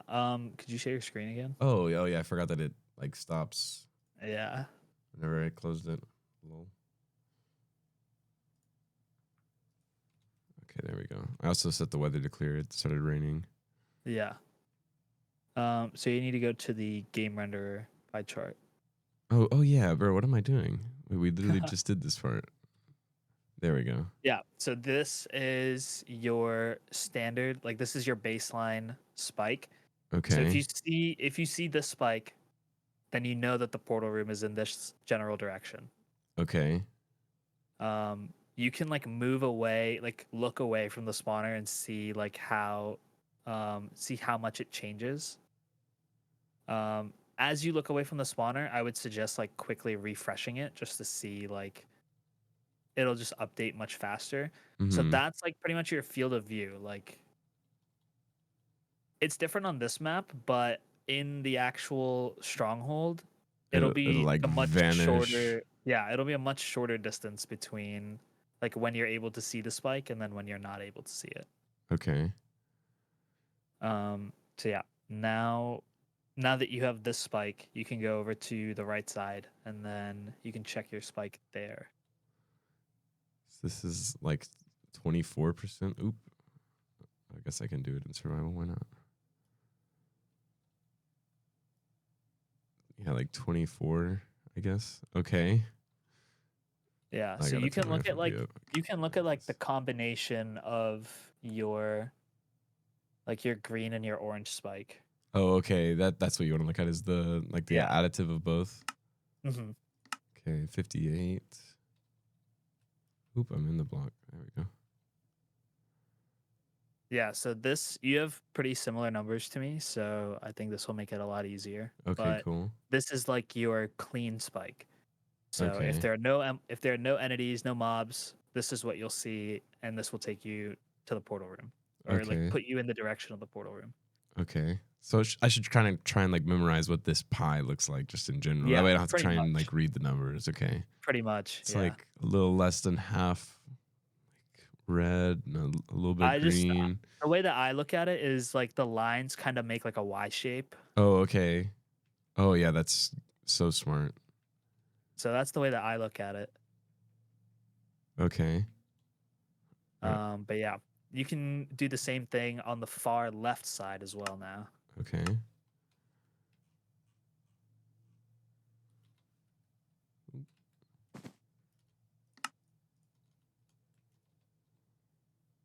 Oh, wow, this one's like 50-50 almost. Yeah. So this one, your numbers are like pretty similar to mine. So I think this will be nice. This is your spike if you have like a chest or two maybe. Okay. So what you want to do, grab a skeleton spawn egg. Mm-hmm. Oh, you already have it because this is my thing. Yeah. Mm-hmm. Then you can break the glass and place the skeleton and then replace the glass and then go back and check your pie chart again. And so this is your pie chart Oh with my one entity. god, it changed so much. What? Yeah. So it looks pretty similar to I guess not really. The middle spike, like the middle box, Mm-hmm. that spike was almost like 50-50, right? Or Right. it was like kind of 60-40. Mm-hmm. But then this spike is much more like it's almost only like a quarter of the pie chart. So this is with one entity. So if you see this spike on your pie chart, you want to take a look at your E counter and see if there's like only one entity. Right. And Because that would then mean that it's a good yeah, and this means that it's a good primitive. like portal room spike. Yeah. Oh, okay. So now you can go back and do it again. Yo, With Curry, thank you for the two raid. skeletons. Switch is coaching me. I think there's a terrible delay for the stream. Omega Vol, I'm sorry. Wait, what'd you say? Sorry? You can place another skeleton Oh, yeah, inside the box. Oop, I just changed that to... You can change it to a skeleton spawner. I didn't even know Yeah, that. if That's you click them crazy. with the thing. With the spawn egg, it changes them. Oh my I gosh. actually did not even know Playing that. on 30 FOV is actually nauseating, bro. I can't believe the game even ships like with this FOV. But yeah, this is your spike with two entities. It's basically identical to the spike with one entity. Yeah, so it's kind of the same. pretty That's nice. good. Yeah. And then you want to try it with 3 and 4 Okay. skeletons.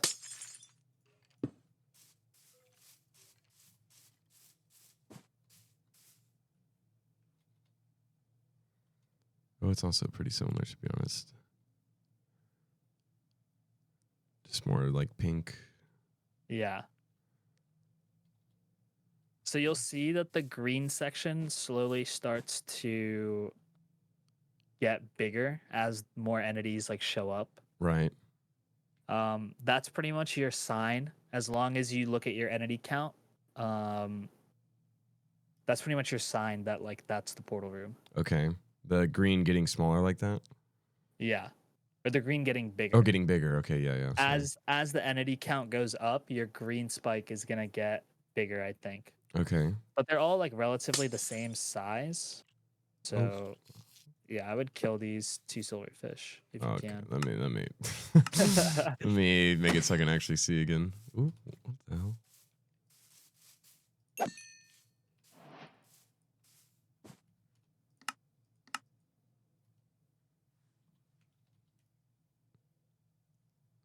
Okay, it's still And pretty then yeah, this similar. is with 4 entities. So it I don't know. To me, it looks pretty much the exact same. Yeah, I can like barely tell any difference at all. It's But like a like little the smaller, aggregate I of the pie guess. chart is a little bit smaller. Right, it's a little smaller, yeah. So yeah, this is pretty much what you're looking for. This is like the smallest that you'll see it. If you have more than 4 entities in your stronghold, then you just have like a really, really shitty stronghold. Right. And it's just really hard to determine where the portal room actually is. Right. So at that point you would kind of play around the idea of like the doors face certain directions and that kind of Yeah, thing. so you would play around room depth. Right. That's how we used to navigate strongholds Right, before we before found out about preemptive. preemptive. Yeah. Right. So and I think I kind of understand that. I watched a VOD of K4 Y4 Mhm. um teaching XQC, like that whole Yeah. thing where and like I already kind of knew that where like when the stronghold generates there's like certain sections like so if you're going down and you run into a library that's like bad case, right? Because you like Yeah. that could have been a portal room but now it's not, so you should just turn around immediately, right? And Mhm. that kind of thing. Okay. If there's doors like next to the library that have lights by them, a lot of people like to check them just because that could also be the portal room. Okay. Like if there's a staircase to the right of a library, for example, Mm-hmm. and it has like a light source at the bottom, then I would definitely go and check it just in Okay. case it is actually like the portal room. Mm-hmm. Another thing you can do is in these like 4 ways and 5 ways that you see as you're navigating the stronghold, you can also rescan to try and Mm. find another section. Right. I don't know if this stronghold that I'm in will have one of these, but yeah, you'll see like here I see the library, so I just turn around, and then I know that the portal room is like somewhere around here, or I think it's probably down. So you can check like I would just check me personally, I check the direction that it's in first. Mm-hmm. Like if you have a staircase like this, for example, next to a library, Right. I would check down here. Check that. Yeah. Um, but usually what I do is for me, the way that my preemptive functions on my computer, it's a little hard to tell like the verticality of the portal room sometimes because Okay. I got the spike here, but it could also mean that there's like a staircase that leads down from top left, right? Right. So I like to check top left, and if it doesn't go in this direction, then I would just turn around. Right. Or like you hit Sometimes, your yeah, thing there so you know. sometimes it can go in like a really, really convoluted direction. Like this could just suddenly turn right and then go straight down and then turn this way and then lead you to the portal room. Mm-hmm. Those cases are pretty rare, but I have also lost games to stuff like that. Mm. So it can be pretty annoying when that happens. Okay. Um, but yeah, if you're confused in like an intersection like this 4-way here, what Mm-hmm. you can do is you can literally just rescan and then you'll get the spike Ah, again. just preemptive again right Yeah. there. And Okay. this way you're much closer, so you just know that it's down here and then you see it from this way. Okay. But yeah, I would suggest instead of doing it on Peepo practice first, because sometimes Peepo practice can be a little silly, I'd Mm-hmm. suggest doing it on a real world and just using the command that I put in our little DM. Yeah.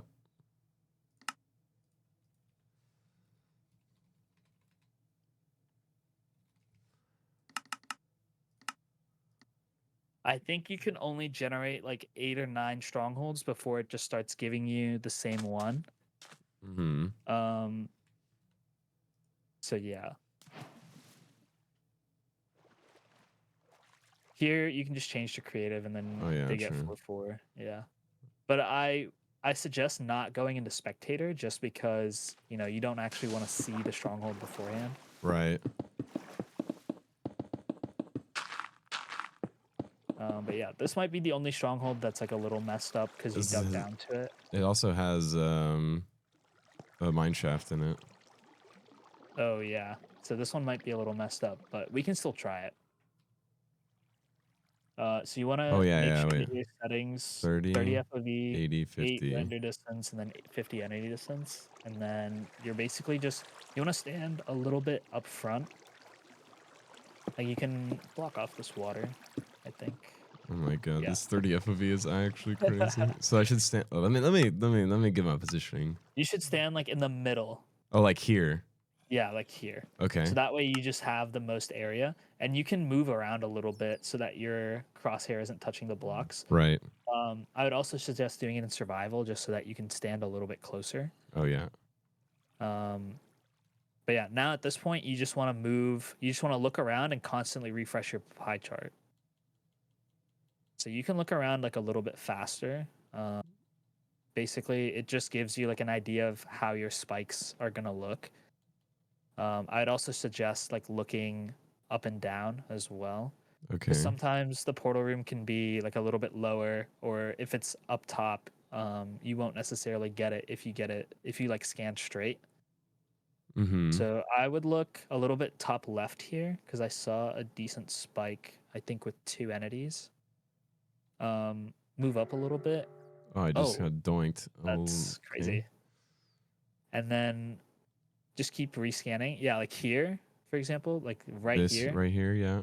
you have a 2 entity spike, 3 entities now, and your pie chart looks pretty similar to what we saw in the practice map. Yeah. So I would probably go mid and then see if it turns left. If it doesn't turn left, or if it does turn left and there's no lights, I would probably back up. So you would go this way. Yeah, I would go this way and then up top. Oh, not But down. yeah, So up here is what you're saying. yeah. But this closes off, so I would go mid. Down here. And then at this point, you can rescan. So I Okay. like to do my settings changes in the portal room, just so that Oh, that way if you can yeah, that always way I can rescan and rescan just have to really change quickly. FOV. Okay. Yeah. So here I would look a lot more to the left, like pretty much on that left wall. Let me go Uh, survival so I can be a little yeah. closer. And then since I'm not really seeing a good spike here, I would just start looking behind you to see if you've passed it. Yeah, like here's the 4 entity spike, and you see it's pretty similar, so we've probably passed it. Okay. So try going down that that staircase that you saw earlier. Mm-hmm. That's like bottom left here. This one here. Yeah.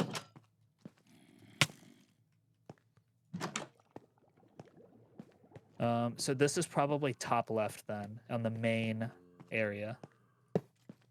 Or it could be up So go here, back. maybe. No. We already checked that. Oh, okay. Yeah, Yeah. Oh, so go you're right. back here and then go top left. Oh, yeah. Up here to the left. Yeah, and this has a staircase down. And then it should just be right here. Somewhere. Oh. Surely. Maybe. This is also a warm ocean stronghold, so I don't know how reliable our entity counts can be. I think at I'm this point just you're I'm way too running far in. randomly. Yeah. Yeah. But yeah, I would Let say me go like to a try to new keep one. track. You can just paste that command and it should just send you to a new one. Okay. Yeah. Cool. Kind of just want to try a new one. Oh, I'm And then somewhere random. you spawn at 8-8, like at the Y level that you executed the command at. Oh, I see. Yeah. So you can just dig to 4-4, and then since you're at Y18, I would just dig straight Dig up. up. Yeah. Okay. Go and make sure my settings are Good, they are. And then go survival. Okay. Oh, I'm touching that. Make sure you change to 30 FOV. Oh yeah, bro. I keep forgetting. It's kind of like stupid mode. um, Yeah, so it's not to the right. Oh well. This is kind of similar to uh, my I think this spike thing. is a little bit too small. Oh, also I'm highlighting the block. Yeah. So you can also look behind you, like move up to like where this little path mid starts, and then look behind you. Mm-hmm. You can also look like directly behind you and to the left and right as well. Like this way. Yeah. Okay. Um, I'd suggest trying to look like up and down as well, Uh-huh. and then like refresh your pie chart while you're doing it. Yeah. So this is a pretty weird stronghold. I see that you had like one nice spike top right and top left. Uh-huh. So I would look top left again really quick, like a little bit further up, and then a little bit further left. Yeah, this is a weird stronghold. I feel like this one to the right is more like the one on the practice map, honestly. Maybe not though. I'm Yeah, a if novice, you think so that it's on the right, I would just look all the way to the left first before you try moving to the right, like back up a little bit so you're not highlighting that. mm-hmm. And then yeah, so if you think that the right spike is the one to go for, then I would just say send it because Right. there's no like definitive spike here. Mm-hmm. So at that point, we're just making like an educated guess. This may not have like a section here. I don't know if you know how to tell like which sides are real and which sides aren't, or which sides have like a hidden gap and which sides don't. No, I don't. Okay, I can teach you that really quick actually. Oh, okay. So these hidden gaps only show up in 5 ways, and they only show up. This is a bad example of a stronghold, the hidden gap. Um, this one also sucks.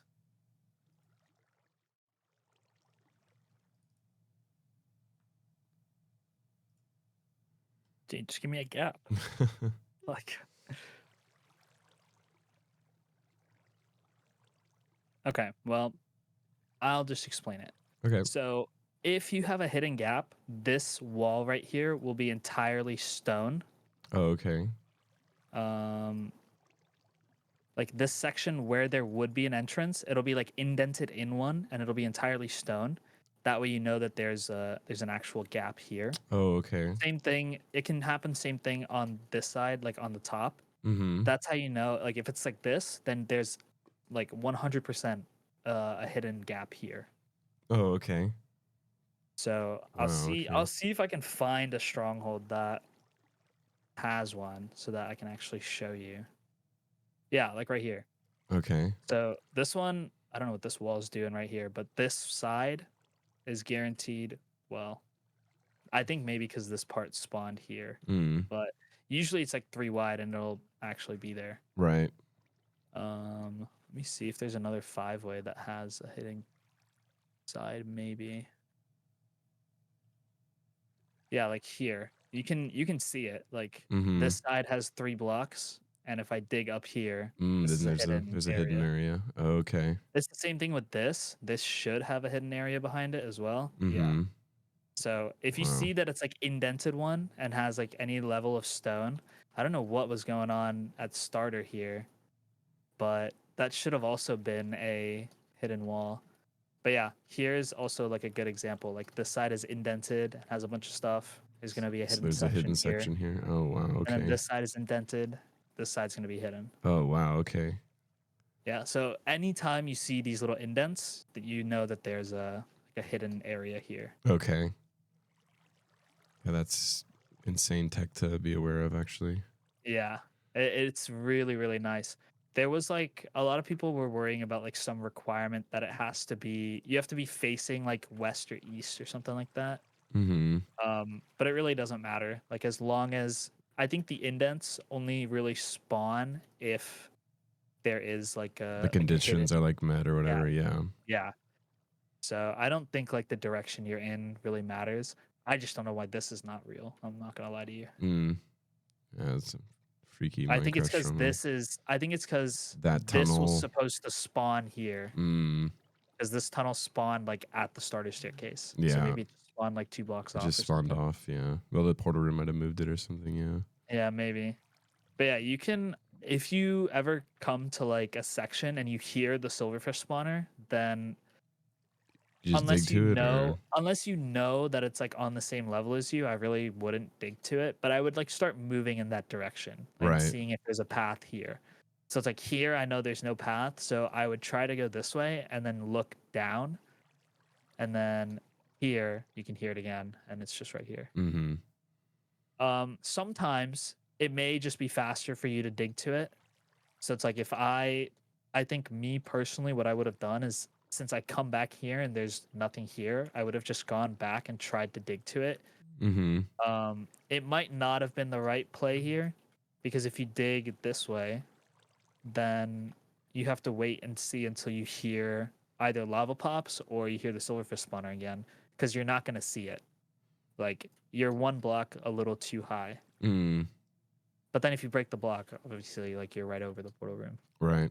So it's like you got to kind of look like up and down a couple blocks as well, like part way through if you're digging in walls, Right.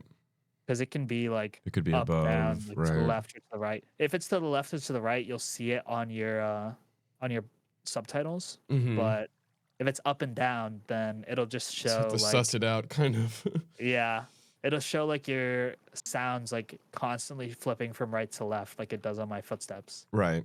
because the footsteps are coming from below me. Right. Right. So they So flop unless I around. look directly down, if I look directly down, like you'll see that the arrows go away because I'm Mm-hmm. looking directly at the sound source. Right. But if I look like anywhere else, then it'll just show the It'll bounce arrows. around and stuff. Yeah.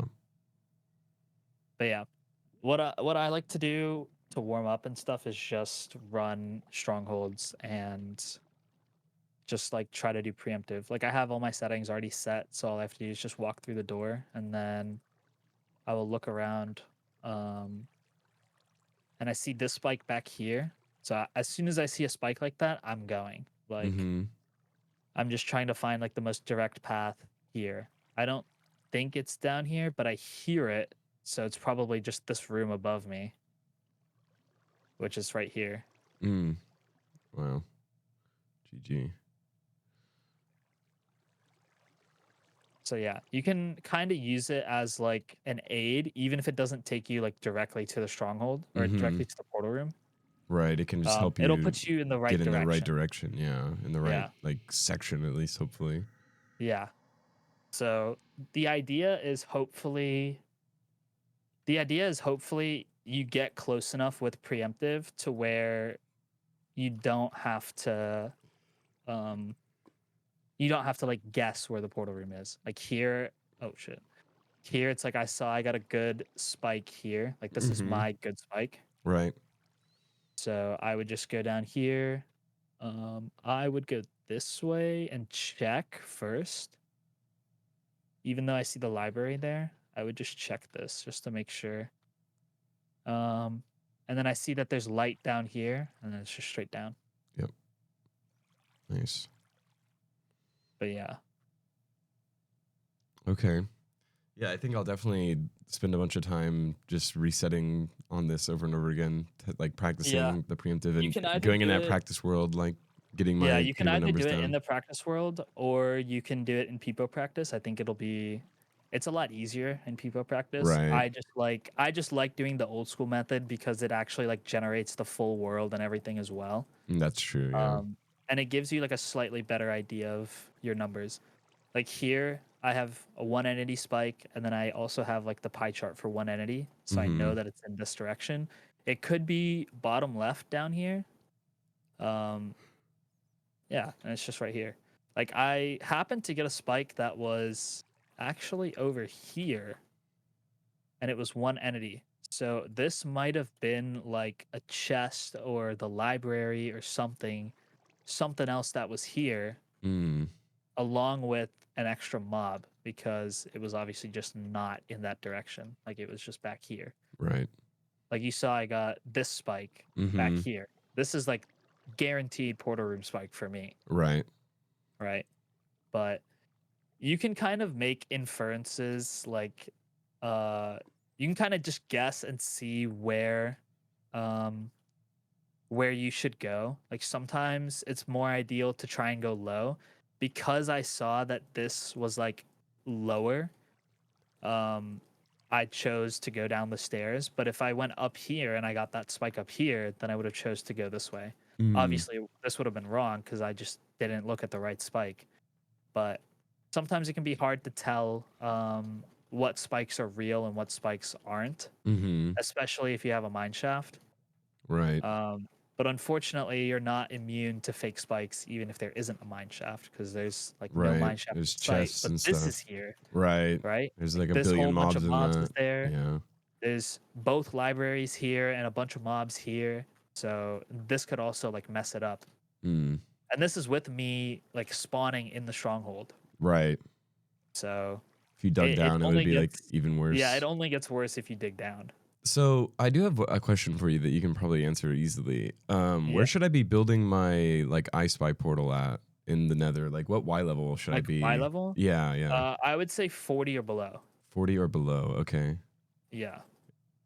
Yeah, like you see here, I get this one entity spike, and then I got like my clean spike up here. Mm-hmm. So you kind of just know that it's in It's this in that direction. So area. it's Yeah. either here or it's either up.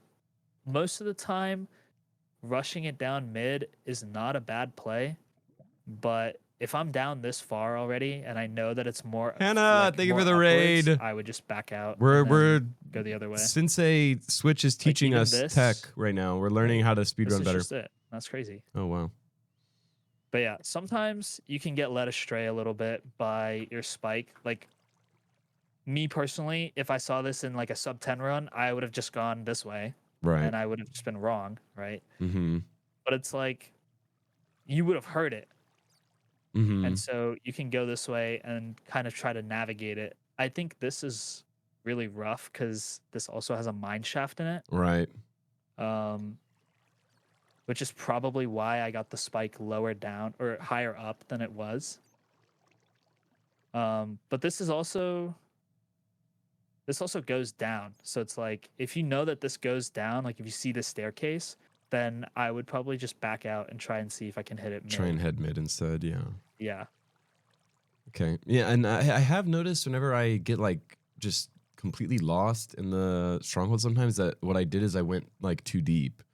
Hmm. And because I did that, like now you're just kind of like boned, like you can't do anything. like Yeah, you're not gonna find it down there, you know. I would suggest like keeping track of how many rooms you've been in. So like Mm-hmm. even if you're not using preemptive, right? Like this is one room. So then if you check mid, this is another room. This is your third room. If you get on here, that's the library, so you back out. This is your fourth room. At this point, I would probably back out of mid just because anything further from this point could be too far, especially because this library spawned here. Okay. I might go further this way because there's light, but at this point we've already like this is room 4, this is room 5. Even the hallways count as rooms. Right. So this is room 6. You kind of want to stay between like most portal rooms will spawn in around 5 or 6 rooms. So if you're down here and you don't see like the portal room, I would probably just back out, right? Mm. Right. And then if you want to do preemptive, you can scan here, and then see where you might get a good spike potentially. Like I'm getting a spike back here that's 2 entities, but I'm also getting a spike here that's like 5 or 6 entities because there's a bunch of skeletons in my way. Mm-hmm. So at this point, I'd probably just go back to mid and then try to go a different way. This is Mm. like without preemptive, what we used to do. Um, and it's pretty much just keeping track of the rooms in your head while you're navigating. Right. This is an ocean exposed stronghold, so I would just try to look for it in the ocean, but it's not like fully ocean exposed, unfortunately. Mm-hmm. But yeah, you can keep track of rooms as well. which is really, really helpful with preemptive. Right. Um, because then, if you're too deep, then you can either rescan or just start heading back. But this stronghold is pretty far, actually.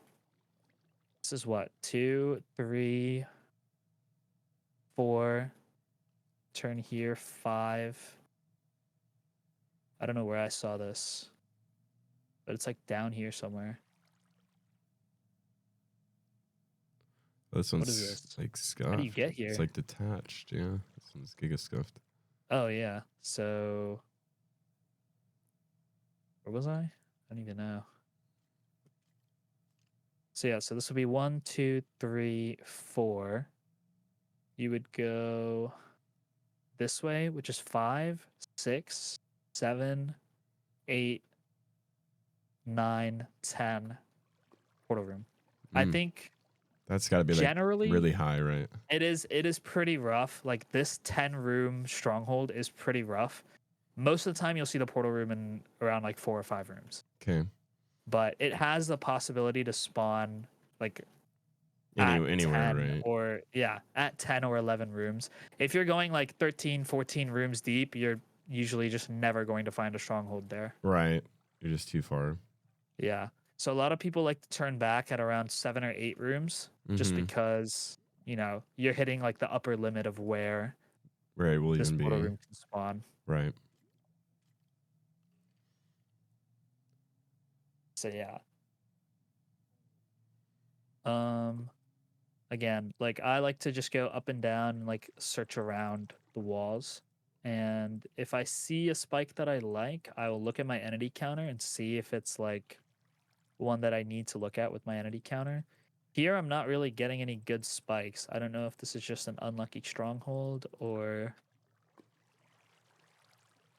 Yeah, but here I'm not really getting any good spikes. So I would just go mid, seeing as to how there's no like hidden gaps here. Mm-hmm. I just force it down mid as far as I can and see where that takes me. In this case, it's very linear, so I got really lucky. But a lot of the times, it's not going to be like that. Right. In that case, it's pretty much just where can I find a place to scan for the portal room. Mm-hmm. Right. Don't try Like and some find it. people, yeah, like some people would try to do it. Uh, some people would try to do it in this hallway, but there's not really a place for you to scan in this stronghold. I think this Mm-hmm. is like what directly below me. Yeah. So if I like placed 2 blocks and looked at it, maybe I would get it. But I mean, sometimes you just don't get a spike, even if you're looking directly at the stronghold or directly at the portal room, and it is unlucky. I'd say probably like 80 to like 75 to 80% of all strongholds are preemptible. Mm-hmm. Um, assuming there's no mine shafts. Right. Like that's before mine shafts, dungeons, like an excess of mobs and other like technical issues that might happen. Right. So I'd say usually like 60 to 70% of all strongholds are like you're able to do preemptive and it works. Mm-hmm. But sometimes it just won't, Right. And in those cases, like what the best thing to do is probably just send it down mid and then work your way from there. Okay. Because a lot of the times, especially in ranked, if you have like multiple options, you might be tempted because of like a spike that looks relatively nice. Like if I saw this two entity spike here, I'd Mm-hmm. be tempted to try and go this way if there was a door here. Right. But if you know that it's not a spike that is possible, like since there's no wall here and this is a 2 entity spike, like all you can do is send it down mid, and if it doesn't go this way, you just have to keep following it. I see. So there's some strongholds where it just straight up doesn't work, Mm. and unfortunately, it's the way it goes. Right. Right. Okay. I'm trying to think of other. You're giving me so much tech right now. Oh my god! Like I'm actually gonna be Yeah, able to I like. know I'm gonna be able to it's a actually lot of learn like stuff. how to do this. Like, because this was definitely one part that I like was really struggling with. But it's So one of the, like, the main reasons why I even like got into the idea of playing the ranked mode is just because the seeds are like you're not just re-rolling all day, you know what I mean? Like Yeah, yeah. because Like when you I've actually get to play the game. right, that you actually get to No, I play. Like understand. you get to play like the conditions you're like searching for when you're playing RSG, right? Like Mhm. Yeah, yeah. like every round, which for me right now just feels like good practice because even if I die when I'm getting to the fort or something, right? Like at least I was able to like run my bastion, right? And like try and Yeah. learn from it. Is how I've been kind of looking at it. So I think this tech is going to be really helpful for me, like getting completions. Hopefully, I thank you so much. I'm hyped up. Yeah, This is epic. it's definitely super sick. Cool. Cause I've been watching like your VODs and I've been like low key lurking just to see like how Mm-hmm. much you know and what I need to teach. And I've honestly been surprised. Like I knew that you already had like a lot of game knowledge. Mm-hmm. Um, but I didn't know how much speedrunning knowledge you had. But Right. I was honestly very surprised to see that you knew like a lot more than I expected. Oh wow. Okay. Wait, that makes me feel good. That means I'm cooking. Yeah, Okay. which is it's pretty hype. No, yeah, I'm really excited. I love I love Minecraft obviously, so I love this challenge Yeah. of like actually speedrunning. No, it's Um really sick. I'm trying to think of other things I was gonna ask you about. Oh, okay, wait. I do have a question that maybe you can shed some light on for me. Hmm. So I got a mod that let me do practice buried treasure. It would just TP you like within 5 chunks of a buried treasure. Hmm. And when I know that there is a buried treasure there, I can use PyDar to find it, like to locate it. But Yeah. I have zero clue how to tell like that there is one. Like, you know what I mean? Like, let's say I don't know there's a buried treasure.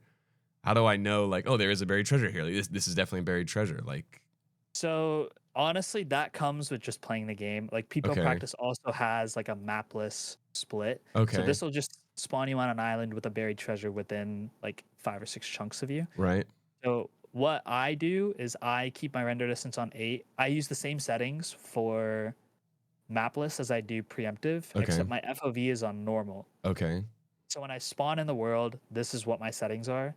And then I will look in a circle and constantly refresh my pie and see like where exactly this pie chart starts shifting. right. So this one's to That your means left. this is like to the left side of my screen. And then I'll Mm-hmm. do the same thing from the right. And you'll see that it pretty much just zeroed in on this chunk right here. Mm-hmm. So it's either this chunk, which you can look at by just looking behind you and looking in front of you, or it's in this chunk, which you can do like a little 360 and see like where it is. In this case, it's not in this chunk because this side is really small. Mm-hmm. So it's just in this chunk. I And need to. basically what you're looking for is just you're looking for all the numbers or you're looking for like a section of your pie chart to line up. And this section will always be consistent with chest. Mm-hmm. So for me, like I kind of get I only look at the orange section for mapless, Right. whereas you look at the aggregate of the orange and green sections for preemptive, Right. but you can see that they're pretty similar, Mm-hmm. right? Like this is my chest value on for mapless, and it's also very similar to my portal room value for preemptive. Okay. So me personally, I just look at like the orange spike, Mm-hmm. but this is also a really really good way to just practice mapless. Right. No, for sure. Um, Definitely. That's so easy. on real seeds, you don't have to worry about this in ranked, but on real seeds, you will sometimes get other things like ocean ruins uh, or like dungeons or mine shafts, and those can make doing mapless pretty much impossible. Right. Because you just get a false positive on the chest Yeah, there or the spawner there or something, right? yeah. So pretty much, if you see any of those in a real run, like me personally, I would reset Mm-hmm. because I'm only playing mapless. Right. But yeah, you don't really have to worry about mapless and ranked until you hit. I think it's either 1200 or 1300 elo. Oh, okay. Yeah. There's So no there's like like a dedicated no. map list. There could be a map list, right? Like if it's an ocean seed, it could be Yeah, map yeah, yeah. There list. could be one, but it's not the intended You don't know source the of your intended source materials. of iron. Yeah. Okay. Yeah. Okay. I have another question for you. I'd like to know your opinion on. Mhm. So I a lot of times I kind of troll my iron because I always want to make an iron axe because I feel like it's just bad if you don't. But I Yeah. guess like forcing everything else is obviously better. But I don't know. Like I feel like when I'm crafting, I always am like so worried about having like full iron tools. So like, should I just focus on getting tools from the Bastion if like like getting iron from the Bastion for it, like, and just ignore like the fact that I have a wooden axe, like go entering the Nether So and stuff. me personally, I would say yes. I think some runners would try to force tools no matter what. I'm one of those runners that, like, for example, if I get like 6 iron or if I get 7 iron, right? Mm-hmm. If I get 7 iron, I will make iron pick and bucket. And then whatever else is in this chest, like I have 2 diamonds, 1 gold, I would make gold shovel with my 1 gold ingot, and then Mm-hmm. I would make diamond sword, For the and then just blazes, right? yeah, and then just rush, pick and bucket. And then you craft this, and I would just go with the wooden axe, or I would go with the stone axe if I don't already have wood. Mm, Sometimes stone axe can be slower if you don't have stone like within 2 or 3 blocks below you. right. But if you're like, I think a lot of top runners only go for wooden axe just because it is so much faster than mining 3 stone and then crafting. Right. Like the time save that you get off of the stone axe is not worth the time loss Right. that That you you use take to to get get the it. stone. Right. Yeah. So it's just like this overworld crafting practice map is pretty nice because it gives you like a randomized amount of iron each time, So you and have it to gives kind you of like a random decide amount of iron. what to do. And Yeah. is it diamond pick or is it diamond axe? What do you think? I personally do diamond pick every Okay. single That's time what I've just heard because from that's what if Puns you told me as get well. yeah, because if you get less than 20 obby, you can always just mine for 20 obby. Oh, that's true. Yeah. Like you can place down your first portal at the spawner, and then if you don't have fire res, you can mine 4 obby in the overworld Mm-hmm. and then mine the rest in the nether. Or if you do have fire res and you want to wait for blaze spawns and overlap it, you can just mine obby while you're waiting for blaze spawns. And just tear down your blind portal. Oh wow, okay. Yeah. Yeah, that's I literally never would have thought of that, I guess. Like I've just never been in that situation where I had it. I Yeah. guess. So I'd never It's even a thought pretty about rare that. situation, but it is something Okay. to keep in mind. Okay. So diamond pick is always the play. Yeah, I played around in this practice map a little bit. I didn't really understand, but I understand now. You can get shipwreck loot and Yeah, buried treasure so loot and then this do is your like practice crafts. yeah, so this is like the lobby. I think Bastion miscellaneous crafts. It'll give you yeah, like this will be a Bastion chest, this will be a triple chest. So I like to just use this to practice fast looting. Mm-hmm. Um And you're and just then shift this double will clicking, right? no. So fast looting is a little bit different. You want to hold shift and then drop the item into one of your slots. Like I like to do my offhand. So you would do shift, um, keybind click, and then keybind click again. So it's like if you want to do this on your 2 slot, you would hold shift the entire time and then Mm-hmm. press 2 and then click and then 2 and then click again. But you have to do it really fast. Oh wow, okay. Like you have to do it really, really fast. Oh wow. So it can be pretty difficult to do it at Okay. first. Oh wait, I understand now. You're doing the same thing I'm doing, but you're doing it like canceling the part where you have to like move the stack Yeah. at the end. You don't have to do that Yeah. anymore. Ah, okay. Wait, that's crazy. I think like a good way to get used to it is kind of spamming, but not really like you want to like quickly press twice and then click twice at the same time. Okay. Yeah, I'll have to practice that. I think it's like a timing thing. You just kind of have to learn, right? You kind of just get used to Yeah. it. Okay. So I like to use the Bastion miscellaneous crafts just to practice Fast looting and quick stuff. looting. Okay. But you can also do that on these chests. Like if you press this button, you can just fast loot out of this as Mm-hmm. well. So it's like if I get 11 iron, I'm crafting full iron tools, which is pretty standard. You're Right. looking for ideally you get 11 iron, right? Right. So that That's you can make ideal. Yeah. all of your stuff. But if you come into a situation where it's like you have 6 iron, 10 gold, right? Like this is the perfect situation to explain this. A lot of people would get wood axe and or a lot of people would get gold axe, wood shovel to save the one gold ingot. I personally like to force gold shovel. Mm-hmm. Um, some people that force bucket list will just get iron pick and then no bucket so that they can Mm. save one for flint and steel.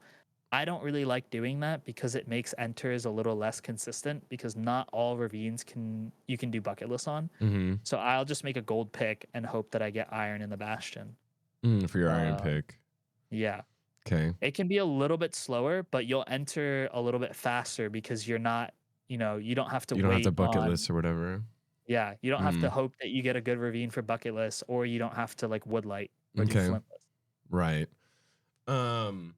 Okay. So let me ask you about portals. So I know how to do like the basic lava portals, like 2 deep, Uh, 1 deep. I know how to do the L shape magma, and I know how to do 2 deep 2x1 pretty well. 1 deep 2x1. I mean, it's a coin flip if I'm gonna get it or not. Basically, it's like there's either enough lava there where like when I get inside or there's not. yeah. But are there others that I should like actually learn because they're like they have a lot of use cases I should know or Um, honestly, as long as you know how to do the surface portal, like 1 deep and 2 deep, yeah. um, I would suggest learning like setups to go along with it, and then like learning how to take out your water quickly and stuff like that. Mm-hmm. Um, because there's a setup here where it's like you place this and then you just do only this. You don't place these 2 blocks here. Oh, okay. If you do this, you can set up everything except this corner, and then Uh-huh. you take your water. If you don't do it fast enough, Right, then right. You gotta put it next to it though. yeah, Okay. and then you put it next to it, and you can just block this off and then take your water out. Okay. There's also another one where it's like you build this and you take the lava from underneath. That Oh one's a little wow. crazy though. That's a little wild. I don't ever do that in runs, but Feinberg does because he's way more He's cracked because than he's I the am, I goat, think. yeah. But That's crazy though. That's a yeah, crazy method. um, 2x1, 2 deep is pretty standard. I think you already know how to do that, so I'm not gonna I go know how over to it. do it. I'd like to see how you do it though, if you want to show me. Yeah, okay, I'll show you. Like you might do it Um, differently, I don't know. it's like basically the same, Okay, yeah, this is how I but do it as well. Except you're like, cracked at it. Oh my god. I mean, I've probably put like 100 hours just into this one portal. So Okay, that's valid for sure. That's fair. like this is not even like it's a good time, but it's not a great time for this Wait, portal really? You 'cause, can go yeah, faster than this for you sure. can get this sub 4, Oh wow, yeah, that's which is stupid. kind of I crazy. don't think I can get it sub 4. Let me make that clear. Yeah, like I I think if can't I do hit it sub 4, I would pee my pants or something. that. Yeah, like I can't do that. This is how I tackle 1 deep though. So you know Okay. how you place the store here Uh huh. and you pick up your lava? Right. I just place this down and I don't replace the door. I Okay. break this block and immediately place the door in here Oh, okay. so that it gives you like a little spot. And then I take the lava from behind and then break this and take the lava so that, you can place this up here. You have these two and it doesn't like turn Oh, this into obsidian. I see. So you can do this one, and then the last one's Yeah. kind of free. And then you can take these two, break this. Sometimes this will turn into stone. So you don't want to place this obsidian Straight immediately after away. breaking it. Mm-hmm. Yeah. And then draining this portal is a little weird because you have to drain this side and then place it and then drain it again. Oh, okay. But that's it. Gotcha. Okay. So instead of doing the door place back, you Yeah. place the door So down in it's there. identical to 2x1 or like 2 deep until you get to this point where instead of placing this door like this, Uh you'll huh. break the block and then place the door. Okay. Oh my Basically, god. the way you can tell if it's 1 deep or 2 deep is when you take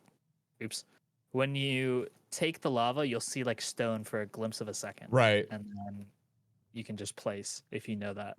If you know that it's like that. Yeah, Okay. Oh there is a yeah. faster way to do this that I don't even know, Uh huh. but this is the No, most I mean consistent way that's for that's me. what I was gonna say. Is I feel like I can actually do that pretty consistently because I can Yeah, do the other like one. So some of the ones are kind of crazy. I can't even lie, dude. Like I've seen Oh, some ways that I've people do this one deep portal. I'm like, dude, I yeah. could not do No, that. dude, I was on YouTube like the other day, just like refreshing, and I saw a video for someone doing a bucket list portal, bro. What? Like I I can do cannot. bucket I lists. you can Like bucket list, bro. I can't even believe that that's like a thing. it's Like, it's pretty crazy, honestly. Like I took me a minute to learn, I mean, yeah, I imagine. but basically what you're looking for is this block. You want it to be you're looking at the targeted block Mm-hmm. at the Y value, Right. and you want to make it 6. So people use sand to like drop it down. Okay. And then once it gets to 6, you place a door this way, place another block of sand so you can get in.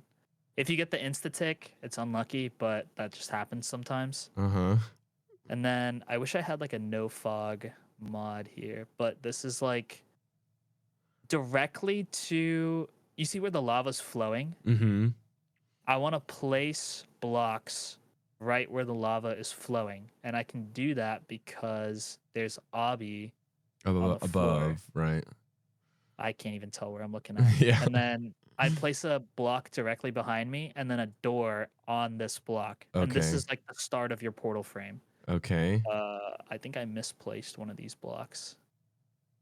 Yeah, like I misplaced this one. So if I place this here, this will drain the lava from here. Mm-hmm. And then you stand on this, or you open this door, place another block here, and then you want to aim at the side of this oak plank Yeah. and then place another door. So this is your portal frame pretty much. It's like a 3x2. It's a 2x2 with the obby on the top. Mm-hmm. So then you drop the water in and then you break these two. And you want to place these two sand so that the water actually like flows in Flows into to there. this side. Okay. Yeah. So then you can place the sand, and as the sand falls, you light the portal. Oh wow. Okay. I I will have to honestly, rewatch this like a billion times to ever recreate that. But there's definitely that I was can send you definitely a a portal good. master list. I think Oh actually, wait, that would be amazing. Yeah. like this has all the different types of portals. It has like the most optimal portal portal builds and everything as well. Sick. But yeah, Oh you wow, can it has pretty so much many. just look at it has like pretty much Oh, it everything. has It has ruin lava portals as flow well. portals. Okay, Yeah. nice. Yeah. This is how I learned all the ruin portals, which Yeah. you can Well, I also do think that's something I practice. should probably learn because that does show up in ranked, right? Where you get Yeah, you do get ruin portals that are completable and ranked. I don't know if you can get them at your elo, but they do show up. mm, These ones I could teach you, but honestly, you should probably just watch the just videos watch the videos. and Yeah, and then yeah. just practice it. Yeah, I think so Because too. I could teach you, but it's so much information that by the time I move on to like portal number 4 or 5, Yeah, you will it's not gonna remember the be first I'm not one. be remembering anything. Yeah, for sure. Yeah. Yeah, no, Like this is already like a bunch of I'll information. definitely watch So, the videos and stuff like that. but yeah, that is pretty much all the portals.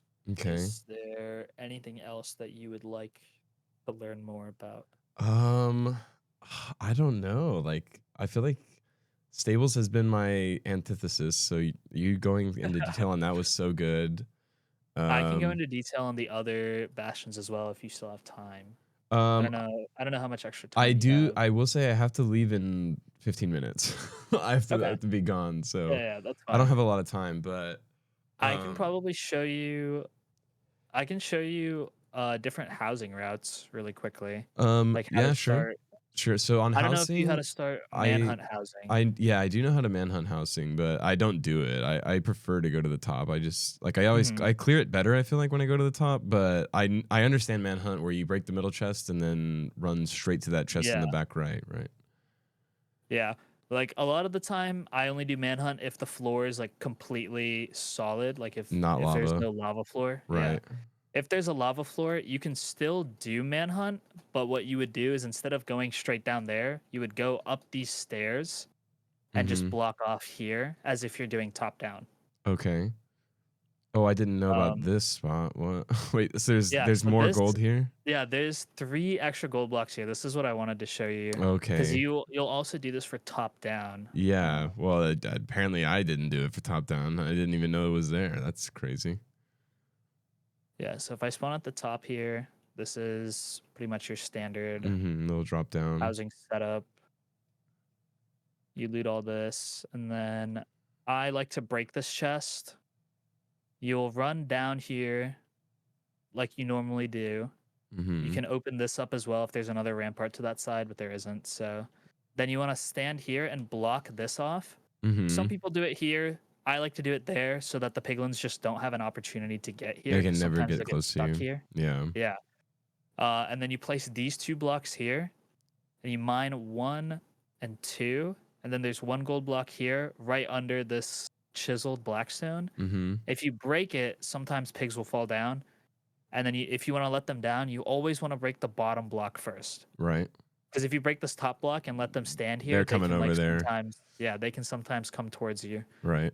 I like to drop them off and then drop off whatever gold I have, and then if you mine directly to the left of where the gold block was, if you or directly to the right, if you mine 2 blocks, you'll see 2 more. Okay. You can mine these and then place blocks back where those gold blocks were, So you don't just have to to pick do them up any again. shenanigans with it. Yeah. And then I drop these so that these guys are all trading, and it gives me an easy path to get down here. Right. They don't mess with you. Yeah. Should you? And then Did you let the piglins back in that you blocked off? Like, would no, you normally? because they will come through down these stairs and just this way. Oh, okay, okay. I'm with you now. I didn't Yeah. understand that. Okay, they'll So loop around to you blocking them though. off here just prevents them from reaching you, but they'll I find a way to see. get to you no matter Okay. what. Okay, gotcha. Especially if you put it on hard, like these piglins that are usually up here will Mm-hmm. drop down to the little like The little block that you spot placed. there. Right. Yeah. Okay. And even if you put it on hard, if there's piglins here that end up like making it past like these little holes, they'll just drop all the way down and they'll be willing to fall down into this hole. Oh wow. Okay. But yeah, at that point, this is pretty much just like your standard It's the route. standard thing where you're letting them trade while you Um, get that. Are there other yeah. chests that like you go for top chests obviously, and then I always loot all the top chests. Like if I have house, like let's say it was like a double triple, I would loot like Mm. all of them before like I went for the route. Is that like the correct way to go So about it? it depends. If you know where the fort is and you know that you have like an exit, like for example, say the fort's this way Mm-hmm. and everything else was blocked off except for this, I may honestly just aggro the piglins because I'd have to come back up here if this Right. is my only way out. Mm-hmm. So I just aggro the piglins and get them to trade faster. Mm-hmm. Then if you end up getting like an early pearl trade, for example, you can come back up to the top. Do your pearl hang. If you have the time, do the pearl hang and then go back down. Mm-hmm. But most of the time, you'll probably just end up going for this bottom chest here instead, Right. and then going back up to the top when you finish trading Okay. to get the rest of your chests. Like I Okay. can show you. Where is this? Oh, I guess this only gives me 1 rampart. Oh, okay, nice. This gave me 2. Nice. GG. But yeah, like for example, here I would do this. This guy's still gonna be mad at me, but I'm gonna break this chest. There's so many dudes here. But since these guys are all stuck up here, you want to break these 2 blocks. It'll let them down if you like Mhm. just punch this guy. I was a little too slow, but you can usually save it. Even Yeah, if you yeah. are When that too happens, slow. you just go down, right? You can get those Yeah. other 3 blocks like after. Yeah. But yeah, this is pretty much your spot. Like you expect to get like 12 to 13 pigs doing this route Mm-hmm. if you do it right. Yeah. But Yeah, yeah, after if this, you low I roll would. your pigs, is it like sometimes good to go find a different spot with more? Like, let's say I ran through and then I only had 2 pigs. Like, should I just go back up and like find where more pigs are and trade with them somewhere else potentially, or is that just you just If kind of took the L and just trade while you can? I mean, it depends because obviously you need to get all of your gold here. So I would trade whatever gold you can here, and then if Mm-hmm. you know that there are like, for example, like if there's a zombie piglin down here that are scaring all the pigs, you can guide them into this little hole. Mm-hmm. And instead of breaking this, you can just keep this here. So this is now your trading hole. Oh, I see. And then you can just throw gold down here. And if you break gold blocks, like piglins that are up here are gonna pathfind down and try to Try to get there as you here. well. Okay. Yeah. So it really just depends on where you have like a concentration of piglins. Like sometimes if they're just all up here and there's like a zombie piglin down here and they're just not chasing you, you can Mm-hmm. grab all the gold and come back up here and just trade with these Just trade guys. up there. Yeah. Okay. Yeah. Like in ranked, it's very, very important to just get fast Yeah. trades. Just start trading as fast as you can. Yeah. So if that's something that you need to do, it's not ideal, but you got to do what you got to do. Right. Okay. But yeah, that is top down. Manhunt housing is pretty nice because let me see. Manhunt housing is pretty nice because if it's all floor and no lava, then you end up getting a lot of pigs. Mm-hmm. And if you're getting overrun, you can just place a block here and then grab like gold armor or something so that these guys up here won't hit you. And then you can break this and try and make it up here. And then just do the same route as you would with top down. Except now you have like 9 piglins down there and you're getting like 4 more up here. Right. So you just have If infinite you pigs. do a route like this, I would only get 1 gold block to save time. And then if you need to go get the other 2 backups, you can. Right.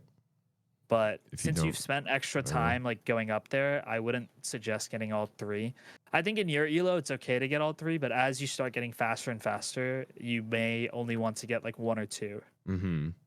Because you're gonna get 9 gold blocks from down here no matter what. Right. Always right. So what I like to do is I like to kind of make a spot right here, change my difficulty, and then grab all the gold and place it outside. So that way I can just stand right here and put a gravel down, and that way I won't even pick up any of the gold. Yeah. And they'll just keep trading. And then yeah, whatever you get, you just dip with. These guys are already done, so I didn't check. I did check this chest. Mm-hmm. So I would just go all the way up. I have 14 obby, so I'm just hoping that I get 6 out of the upper chests. And I Right. know that I didn't get a chest with 5 obby down there, so there will be a chest with 5 obby up here. Right. And ranked, there's Like guaranteed. this chest has my obby. Oh, it's guaranteed in and RSG, or is that ranked only? This is Like also the this is a guaranteed ranked only. 5 obby? Yeah. Okay, that's ranked only. Okay. Just It's making ranked sure. only. Just making sure, yeah. Yeah. I got pretty lucky. This doesn't have like a guaranteed 5 obby, but Right. I got pretty It happened lucky to be in there, right? Yeah. yeah. Cool. But it's like in ranked, if you don't have that, then I Then would you should just absolutely go force back on all the top. chests and find it eventually, because it's Yeah. in one of them. You just don't know which one, right? It can also be in these outer chests. Right. So you might have to check like all Which- the chests in the Bastion, unfortunately. Yeah. Which you can kind of tell based on where there are lanterns. So there's always going to be a lantern in front of a chest. Mm-hmm. So there's one here. I think I saw one over here. Maybe I'm bugging, but it can be pretty hard to differentiate sometimes. And sometimes you can get like as little as 1 chest out here. In housing, yeah. Yeah. But these are only like outside chests. Is You either the get chests or you get gold blocks, I think. I guess the time save that you get usually though is like just worth it, right? Like if you're able to like blind by the blaze spawner, you're just gonna save so much time than like if Yeah. you had to go home. Unless your home portal's like right next to fort, Unless right? your home portal's like right next to the spawner, you always want to go for 20 obby. Right. Okay. Especially in ranked. Right. Because it Right. just makes it so much easier. Right. You're gonna get such a huge like time save by doing it that way. Yeah. Okay. Maybe I can show you my my calc, and you can maybe give me some pointers. Maybe I'm doing it Yeah. like badly. I don't know. Do that. I don't You know might what have what a good to- way to like practice, like set it up is actually. You might have to do virtual cam because I won't be able to see your calc stuff unless I can see your OBS. Oh, true. Yeah, I can virtual cam it. Start virtual cam, and then. Okay, yeah, I have it all on here. Okay, and then stop streaming, and then turn on virtual cam. Did that work? Yeah. Okay, cool. Okay, how do I just go in a random world, I guess, make a new world? It's probably gonna be the easiest way. Yeah. If you have people practice, you can also do Oh, they have that? post. Yeah, you can do post blind split. Wait, I swear I have the mod on this. I added it whenever you sent it to me. Oh, that's Edit weird. instance, loader mods, people practice. Oh, it was disabled. Oh my god, typical. Oh, let me just restart real quick. That's the way it goes. Yeah, typical multi MC experience. I think it's because I had that on the instance I cloned this one off of, and then I like had disabled it on yeah. there because I was actually running on it. Maybe it will show up in OBS. Come on, OBS. There it is. Okay, people practice, and then post blind or Post blind split. Yeah. okay. I don't know if you've set up your inventory or anything. I haven't don't really think it done. shows up from my mod. Yeah, but- I haven't done. Okay, I if you can show me where to do that, then I'll Oh, definitely okay. do Yeah. that. It just already has like a base. It's like a default, inventory. I think. Yeah. Okay. So what you would do here is what I like to do is I like to pillar up 3 because the way that calc works is it uses your position. So when you're pillaring up, like just take your hand off WASD and just jump straight up. Like I just like pillar up 3 and then throw my eyes. Oh, wait, I need to craft these first. Maybe. Okay. And then just throw and from just make sure, from here. Yeah, just Oh, throw okay. from here. Like I just make thought sure that- that you don't move. I thought you had to do like one of these. You don't have to do that anymore. Oh, okay. We did this just so that it put us in like it stopped us.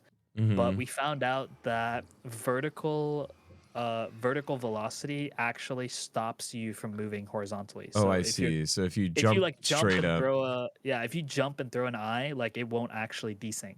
Oh, okay. Interesting. Because the reason why you sometimes desync when you go into a corner is because on the client side your character isn't moving, but on the server side your character is still moving. Mm, So you might get a desync I from see. where the server thinks you threw the eye, even though Versus on where your you end where it you doesn't look did. like that. Right. Yeah. Okay. So a lot of people get in and out of a boat and they do this thing called boat eye. It's a lot more precise and you only need one eye, but it's a little bit weird to set up. Uh-huh. I have seen people doing that, and I've always wondered like how that tech Yeah, works. like you have to set your like Windows DPI to some obscure number. Oh, I and see. Yeah, it's like a huge setup thing. I personally don't like boat eye, so I don't use it. Mhm. But that is also a thing. Okay. You can also do this in water. If you just hop in a boat and get out, that also works on the ground, so it doesn't Mhm. matter. Oh, okay. So you can just throw from on top of the boat.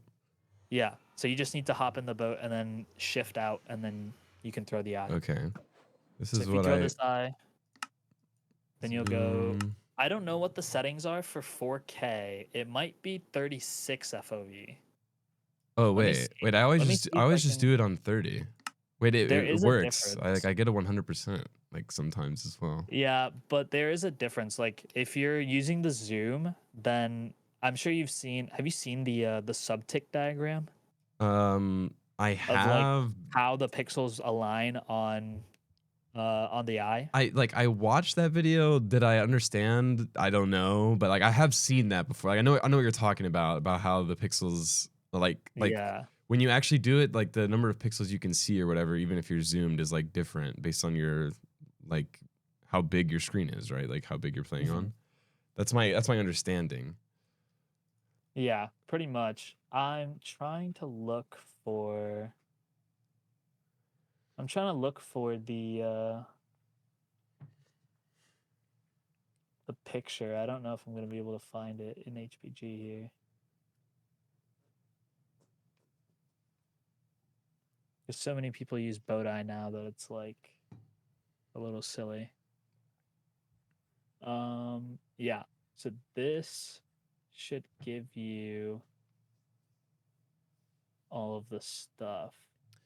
And does that affect based on my like how much I'm zooming as well? Because I remember that being like a thing as well that they had said. And like when I set up my zoom, I like tweaked the numbers Well, I forget where I got the zoom macro from, but I found the zoom macro and they had like um I don't know what you call it, like they had like setup instructions like in it. Mm, And it said that you needed to get like a certain, like you had to get if you're getting 0.004 standard dev when calibrating, then you're good. And that's what I got to okay. with my thing. I just kept like tweaking the zoom height and the zoom width until like I got into the 0.004 Yeah, is what I had then done before. that should be fine. Okay. But I will drop this Google Doc in here. Okay. It goes a little in depth. Um, Mm-hmm. and it shows you like two different eyes that you'll see like if you try to do subpixel. Mm-hmm. I can show you, I don't know if I'm screen sharing or if I'm virtual camming, but I can show you how like each eye will look differently. I'm not sure what FOV you should use because your window size is different. I think 30 FOV will work on this, Mm-hmm. um, especially if you're getting errors as low as that. Yeah. But yeah, at this point, you would just go like right or left one, and then you can throw another eye. And then should I do the pillar up thing again or no? I personally do it just because it prevents me from desyncing. Like it Right. guarantees that I don't desync. Okay. Yeah, so that's just Um, always like good to so do yeah, then, I would say.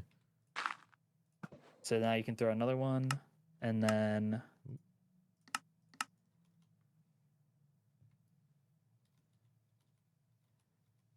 Ooh, I missed. There we go though. It's off by 1 pixel. There we go. Oh, it's still off by 1 pixel. There we go. I think that's pretty good. Oh, yeah. I guess you So can't really this tell, honestly. From this I would when you hit F3C, uh-huh. I would adjust the angle by plus 0.01. Because this is what we like to call like a middle fat eye. So like the dark part in the center of the eye is the same width as the left and the right. Okay. Yeah, I see that. So yeah, so that means you're off by 1 pixel, or you have to like offset it to account for it, Oh pretty my much. god. Okay, wait. This might be why I've been getting bad like things. I never adjust it like after I do it. I just always hope that it's good. Okay, so Yeah. I know that this So is if 1 pixel you off to which direction? To the right? uh no, so this is like the middle. The middle, you just have to offset it 1 pixel to the right. Yeah. So you would do plus 0.01 on your angle. Okay. Oh, I got 100 still though before doing that. I'm confused. Yeah, it'll give you 100 because I think your standard deviation is what 0.004. I can double check it, but yeah, it's pretty low. I got it pretty low. Oh, it's 0.03 is my standard deviation. Or no, Point no, no, zero. no, no, no, no, no. Sorry, that's for the 1.12, 1.9, 1.12. My it's 0.0052. Okay, my standard deviation is 0.006. Okay, so it's pretty similar. Yours is a little higher I though. would I would personally do 0.006 or 0.007. Mm-hmm. Um, I don't know how much your zoom macro affects that. I'm not gonna lie. I Right. just used like the normal window size and everything. Uh-huh. Um, but I think I can try to find some stuff for 4K because especially if you're missing, like it can be pretty annoying. I've missed like um maybe the chat remembers, maybe duders remember. I missed like two, I think. Or no, I think I only missed one, and one of them I did hit. I would just didn't get like I Spy. Like I was just above it. Mhm. Like I was in the right chunk, Yeah. but I was just above it. Okay, so I need to up my game then. I need to add these like change the last angle hotkeys. I need to add these. I don't have Yeah. these added, so I need to add these for sure. I like to use page up and page down. I have a Okay. full size keyboard. I don't know what kind of keyboard Yeah, I you have an have. 85, so I have page up, page down, Okay, so yeah. I could do the same honestly. So I don't know what keybind you used for your macro, but I have my zoom macro and my NinjaBot Hmm. on end.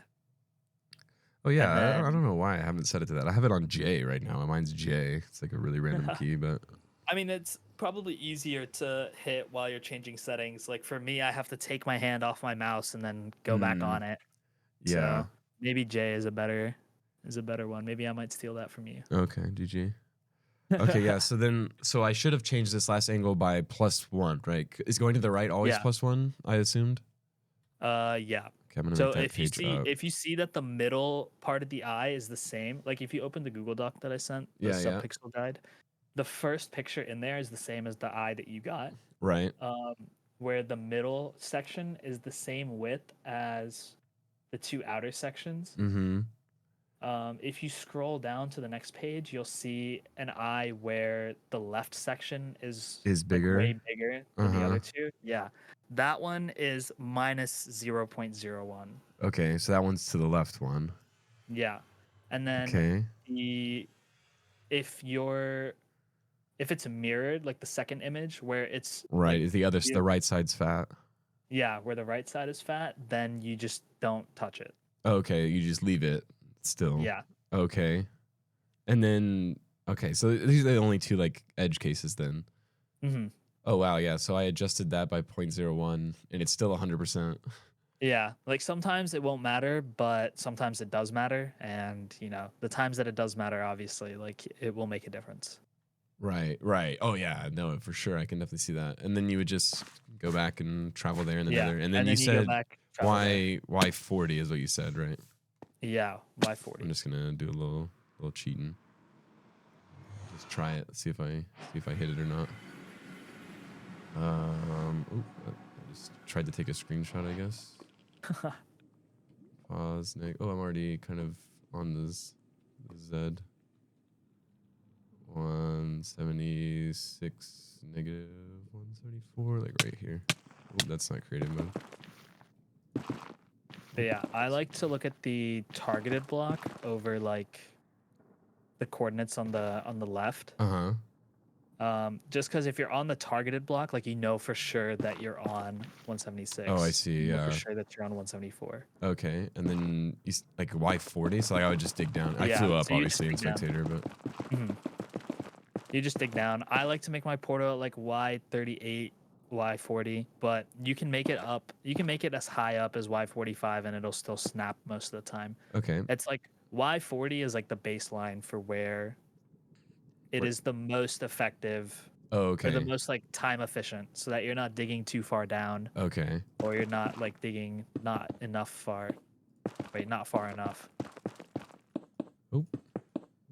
Oh, wait. Oh. I'm going little tiny brain mode.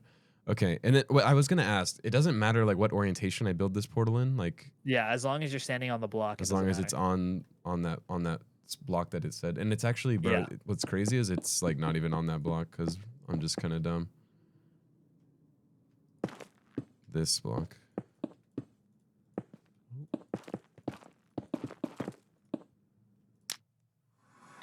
Oh my Yeah, that should god. put you in there. Nice. Nice little I spy. Cool. Yep. Okay. Wait, I definitely will go over this doc and like read that in more detail so I can get all the info about that. But okay, that you said the general idea is if you see the thick or the thick middle piece where it's the same as the left and the right, to the right one. And then if it's the fat side on the left, it's -1. Then it's -1. Okay. Yeah. All right.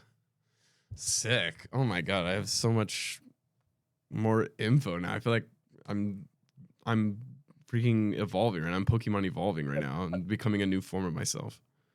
Yeah, it's a lot of information, but as you apply it more and more and you get more comfortable with it, you'll definitely like see yourself just getting way faster. Yeah, no, definitely. Thank you so much for taking time today. I do have to leave unfortunately today. My roommate's You're all getting back good. home, You're all but good. I'll thanks see so if I can much for find I'll see if I can find like videos of Bastion routes and stuff because I know that I didn't get to go over like Treasure and Bridge, all the other routes for those. Yeah, yeah, So and so like on Bridge, I would say Bridge is probably my most confident bastion. I feel like I've just like practiced it the most, I guess. mhm. But I'm pretty comfortable with the only thing about treasure with Bridge. I mean, is sometimes you just don't get a good guy, like a good rampart. So Yeah. then it's just scuffed, Uh, right? Like you just go trade on the bridge or it is something. pretty chalked. there's like two routes that you can do. You can either do dip route or you can do there's like a crazy route where you trade like on the actual bridge, Mm-hmm. close to the chalice. Okay. And then dip route, you know how you get to the left side rampart?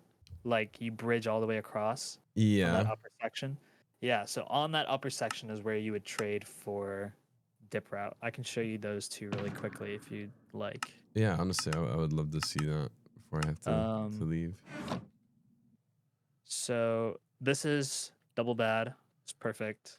I S- mine these. Then I'll show you dip route first because it's just more consistent Okay. and it's probably what you'll end up using in your elo. Right. But because the other route as well, it's only really viable when the bastion is like exposed. Like if it's a buried bastion, it's like a pretty rough route. Mm-hmm. But all of this is pretty much identical to how you'd play it normally. You make your gold helmet and then you run all the way over here. Mm-hmm. Jump across. You go up here, break this, get up here. Mm-hmm. They hit the swag jump. Yep. And then you break this block and place these two here. Okay.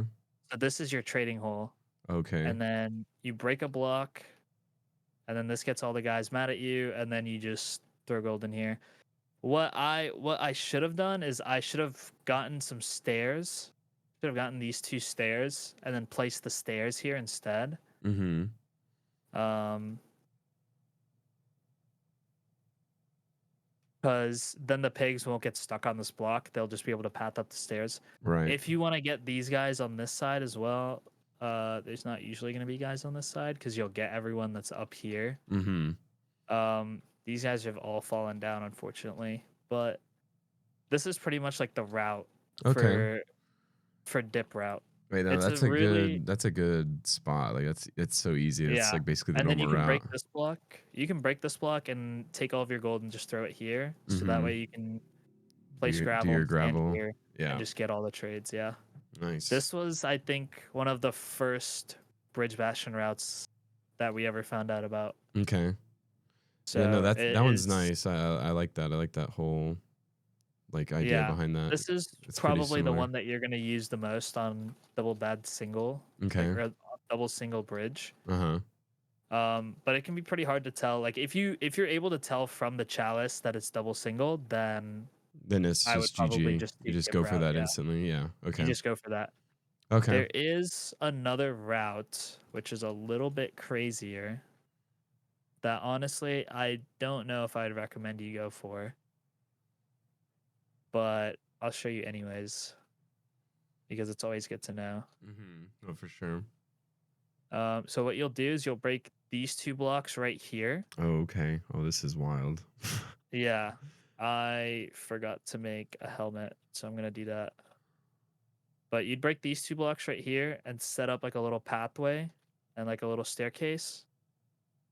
And then you take out this lava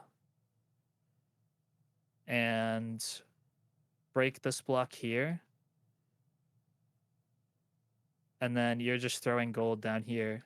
And if you set your difficulty to hard, you'll get all the pigs from up top as well. Oh, I see. Okay. So this will get you a lot more pigs. Like you saw in the last one, we only had like 5 or 6 piglins, but now we Right. have It's 13. 13, yeah. But this route really only works if this front side of the bastion is exposed. So Right. that way all the pigs They from can up here drop just fall down. down. I see. Yeah. Okay.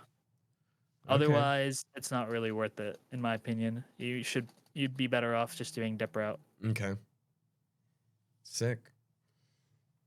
And then you can grab all of your trades. You can grab all the chests as well while these guys are trading. Mm-hmm.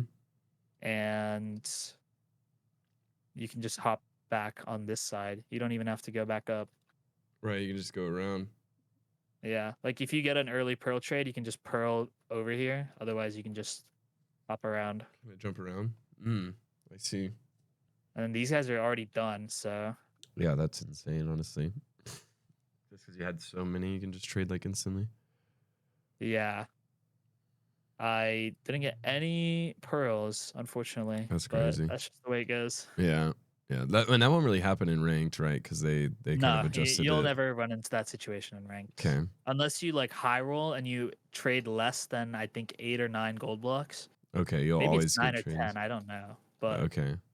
you're guaranteed to get at least like a certain amount of obby out of it. Most of the time it's 10, but sometimes it can be like 9 or 8, and then you have to get Mhm. one obby from chests. Right.